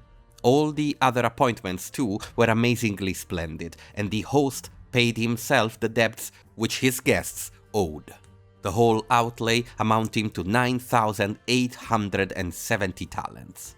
Now, Antigenes, the one-eyed, had got himself enrolled as a debtor fraudulently, and on producing somebody who affirmed that he had made a loan to him at the bank, the money was paid over. Then his fraud was discovered, and the king, in anger, drove him from his court and deprived him of his command. Antigenes, however, was a splendid soldier, and while he was still a young man and Philip was besieging Perinthus, though a bolt from a catapult smote him in the eye, he would not consent to have the bolt taken out, nor give up fighting until he had repelled the enemy and shut them up within their walls. Accordingly, he could not endure with any complacency the disgrace that now fell upon him, but was evidently going to make away with himself from grief and despondency. So the king, fearing this, put away his wrath and ordered him to keep the money. The 30,000 boys whom he had left behind him under institution and training were now so vigorous in their bodies and so comely in their looks, and showed besides such admirable dexterity and agility in their exercises, that Alexander himself was delighted. His Macedonians, however, were filled with dejection and fear, thinking that their king would now pay less regard to them. Therefore, when he also sent the weak and maimed among them down the seaboard, they said it was insult and abuse, after using men up in every kind of service, now to put them away in disgrace and cast them back upon their native cities and their parents, no longer the men that they were when he took them.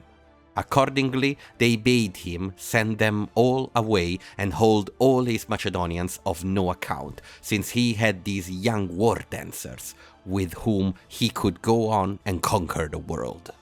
At these words of them, Alexander was displeased, and heaped much abuse upon them in his anger, and drove them away, and committed his watches to the Persians, and out of these constituted his bodyguards and attendants.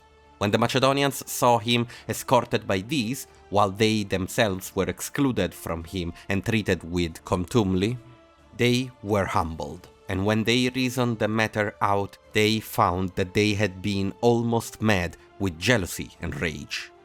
So finally, after coming to their senses, they went to his tent without their arms and wearing their tunics only, and with loud cries and lamentations put themselves at his mercy, bidding him deal with them as base and thankless men. But Alexander would not see them, although his heart was softening, and the men would not desist, but for 2 days and nights persisted in standing thus before his door, weeping and calling upon their master. So on the 3rd day he came forth, and when he saw their piteous state and humble plight, wept for some time. Then, after chiding them gently and speaking kindly to them, he dismissed those who were past service with magnificent gifts, and wrote to Antipater that at all the public contests and the theatre they should have the foremost seats and wear garlands. He also ordained that the orphan children of those who had lost their lives in his service should receive their father's pay. When he came to Ecbatana in Media, and had transacted the business that was urgent, he was once more much occupied with theatres and festivals, since 3,000 artists had come to him from Greece. But during this time it chanced that Hephaestion had a fever, and since young man and soldier that he was, he could not submit to a strict regimen. As soon as Glaucus, his physician, had gone off to the theatre, he sat down to breakfast, ate a boiled fowl, drank a huge cooler of wine, fell sick, and in a little while died. Alexander's grief at this loss knew no bounds. He immediately ordered that the manes and tails of all horses and mules should be shorn in token of mourning, and took away the battlements of the cities round about. He also crucified the wretched physician, and put a stop to the sound of flutes and every kind of music in the camp for a long time, until an oracular response from Ammon came bidding him honor Hephaestion as a hero and sacrifice to him. Moreover, making war a solace for his grief, he went forth to hunt and track down men, as it were, and overwhelmed the nations of the Cosaeans, slaughtering them all from the youth upwards. This was called an offering to the shade of Hephaestion. Upon a tomb and obsequies for his friend, and upon their embellishments, he purposed to spend 10,000 talents, and wished that the ingenuity and novelty of the construction should surpass the expense. He therefore longed for Stachycrates above all other artists, because in his innovations there was always promise of great magnificence, boldness, and ostentation. This man indeed had said to him at a former interview that of all mountains the Thracian Athos could most readily be given the form and shape of a man, if therefore Alexander should so order, he would make out of Mount Athos a most enduring and most conspicuous statue of the king, which in his left hand should hold a city of 10,000 inhabitants, and with his right should pour forth a river running with generous current into the sea. This project, it is true, Alexander had declined, but now he was busy devising and contriving with his artists projects far more strange and expensive than this. As he was on his way to enter Babylon, Nearchus, who had joined him again after sailing through the ocean into the Euphrates, told the king that certain Chaldeans had met him and advised that Alexander should keep away from Babylon. Alexander paid no heed to this, but continued on his march, and when he was arrived at the walls, he saw many ravens flying about and clawing one another, and some of them fell dead at his feet. Being informed that Apollodorus, the commandant of Babylon, had sacrificed to learn Alexander's fate, Alexander called Pythagoras, the seer. Pythagoras did not deny the fact, whereupon Alexander asked him what was the character of the sacrifice. And when the seer told that the victim's liver had no lobe, "Ah me," said Alexander, "a forcible omen," and did Pythagoras no harm. He was sorry, too, that he had not obeyed Nearchus, and passed most of his time outside of Babylon, either living in his tent or sailing about on the Euphrates. And he was troubled by many omens. For instance, the largest and handsomest lion in his menagerie was attacked by a tame ass and kicked to death. Again, he once took off his clothes for exercise and was playing ball, and when it was time to dress again, the young men who were playing with him beheld a man seated on the king's throne in silence, wearing the royal diadem and robes. When the man was asked who he was speechless for a long time, but at last he came to his senses and said that his name was Dionysus, and that he was a native of Messenia. In consequence of some charge brought against him, he said he had been brought thither from the seaboard, and for a long time had been in chains. But just now the god Serapis had come to him and loosened his chains and brought him to this spot, bidding him put on the robe and diadem and sit on the throne and hold his peace. On hearing of this, Alexander put the man out of the way, as the seers directed, but he began to be low-spirited, and was distrustful now of the favor of heaven and suspicious of his friends. He was particularly afraid of Antipater and of his sons, one of whom, Iolas, was his chief cupbearer. The other, Cassander, had only recently come to Babylon, and when he saw some barbarians doing obeisance to Alexander, since he had been reared as a Greek and had never seen such a sight as this before, he laughed boisterously. But Alexander was enraged, and clutching him fiercely by the hair with both hands, dashed his head against the wall. And at another time, when Cassander would have said something in opposition to those who were bringing charges against Antipater, Alexander interrupted him, saying, "What meanest thou? Would men come so long a journey if they had not been wronged and were making false charges?" And when Cassander declared that this very fact of their coming a long distance away from the proofs shows that they were making false charges, Alexander burst out laughing and said, "There are the famous sophisms of Aristotle disciplines for either side of the question, but ye shall rue the day if it appear that ye have done these men even a slight wrong." And in general, as we are told, Cassander's spirit was deeply penetrated and imbued with a dreadful fear of Alexander, so that many years afterwards, when he was now king of Macedonia and master of Greece, as he was walking about and surveying the statues at Delphi, the sight of an image of Alexander smote him suddenly with a shuddering and trembling from which he could scarcely recover, and made his head swim. Alexander then, since he had now become sensitive to indications of the divine will and perturbed and apprehensive in his mind, converted every unusual and strange occurrence, were it never so insignificant, into a prodigy and portent. And sacrificers, purifiers, and diviners filled his palace. So, you see, while it is a dire thing to be incredulous toward indications of the divine will and to have contempt for them, superstition is likewise a dire thing, which after the manner of water, even seeking the lower levels, filled with folly the Alexander who was now become a prey to his fears. Notwithstanding, as a consequence of oracular responses regarding Hephaestion which were brought to him, he laid aside his grief and betook himself once more to sacrifices and drinking bouts. He gave a splendid entertainment to Nearchus, and then, although he had taken his customary bath before going to bed, at the request of Medius, he went to hold high revel with him. And here, after drinking all the next day, he began to have a fever. This did not come upon him after he had quaffed a bowl of Heracles, nor after he had been seized with a sudden pain in the back as though smitten with a spear. These particulars certain writers felt obligated to give, and so, as it were, invented in tragic fashion a moving finale for a great action.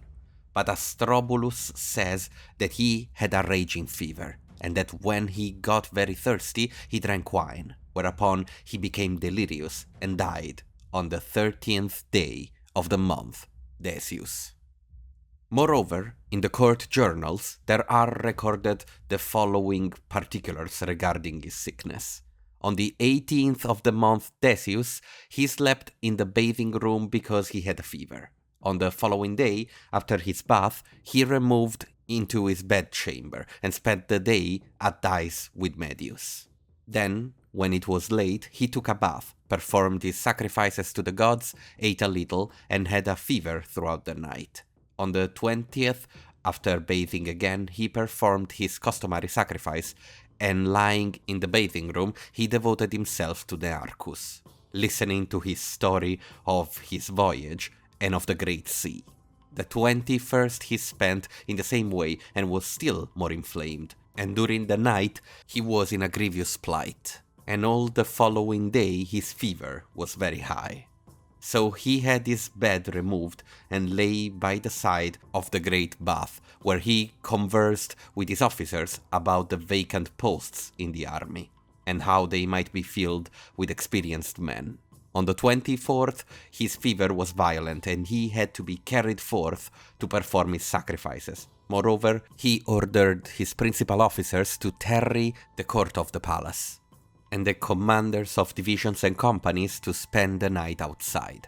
He was carried to the palace on the other side of the river on the 25th, and got a little sleep, but his fever did not abate. And when his commanders came to his bedside, he was speechless, as he was also on the 26th. Therefore the Macedonians made up their minds that he was dead, and came with loud shouts to the door of the palace, and threatened his companions until all opposition was broken down.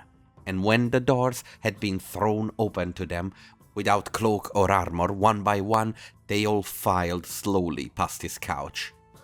During this day, too, Python and Seleucus were sent to the temple of Serapis to inquire whether they should bring Alexander thither, and the god gave answer that they should leave him where he was, and on the 28th, towards evening, he died. Most of this account is word for word as written in the journals, and as for suspicions of poisoning, no one had any immediately. But 5 years afterwards, as we are told, upon information given, Olympias put many men to death, and scattered abroad the ashes of Iolas, alleging that he had administered the poison. But those who affirmed that Aristotle counseled Antipater to do the deed, and that it was entirely through his agency that the poison was provided, mention one Hagnothemis as their authority, who professed to have heard the story from Antigonus the king. and the poison was water, icy cold, from a certain cliff in Nonacris. This they gathered up like a delicate dew, and stored it in an ass hoof, for no other vessel would hold the water, but would all be eaten through by it, owing to its coldness and pungency. Most writers, however, think that the story of the poisoning is altogether a fabrication, and it is no slight evidence in their favor that during the dissections of Alexander's commanders, which lasted many days, his body, although it lay without special care in places that were moist and stifling, showed no sign of such destructive influence, but remained pure and fresh. Now, Roxana was with child, and on this account was held in honor among the Macedonians, but she was jealous of Stateira, and therefore deceived her by a forged letter into coming where she was, and when she had got her there, slew her, together with her sister, threw their bodies into the well, and filled the well with earth, Perdiccas being privy to the deed and partner in it. For it was he who was at once in the greatest authority, dragging Arideus around after him to safeguard, as it were, the royal power. Arideus was Philip's son by an obscure and common woman named Philinna, and was deficient in intellect owing to bodily disease. This, however, did not come upon him in the course of nature or of his own accord. Indeed, it is said that as a boy he displayed an exceedingly gifted and noble disposition, but afterwards Olympias gave him drugs which injured his body and ruined his mind.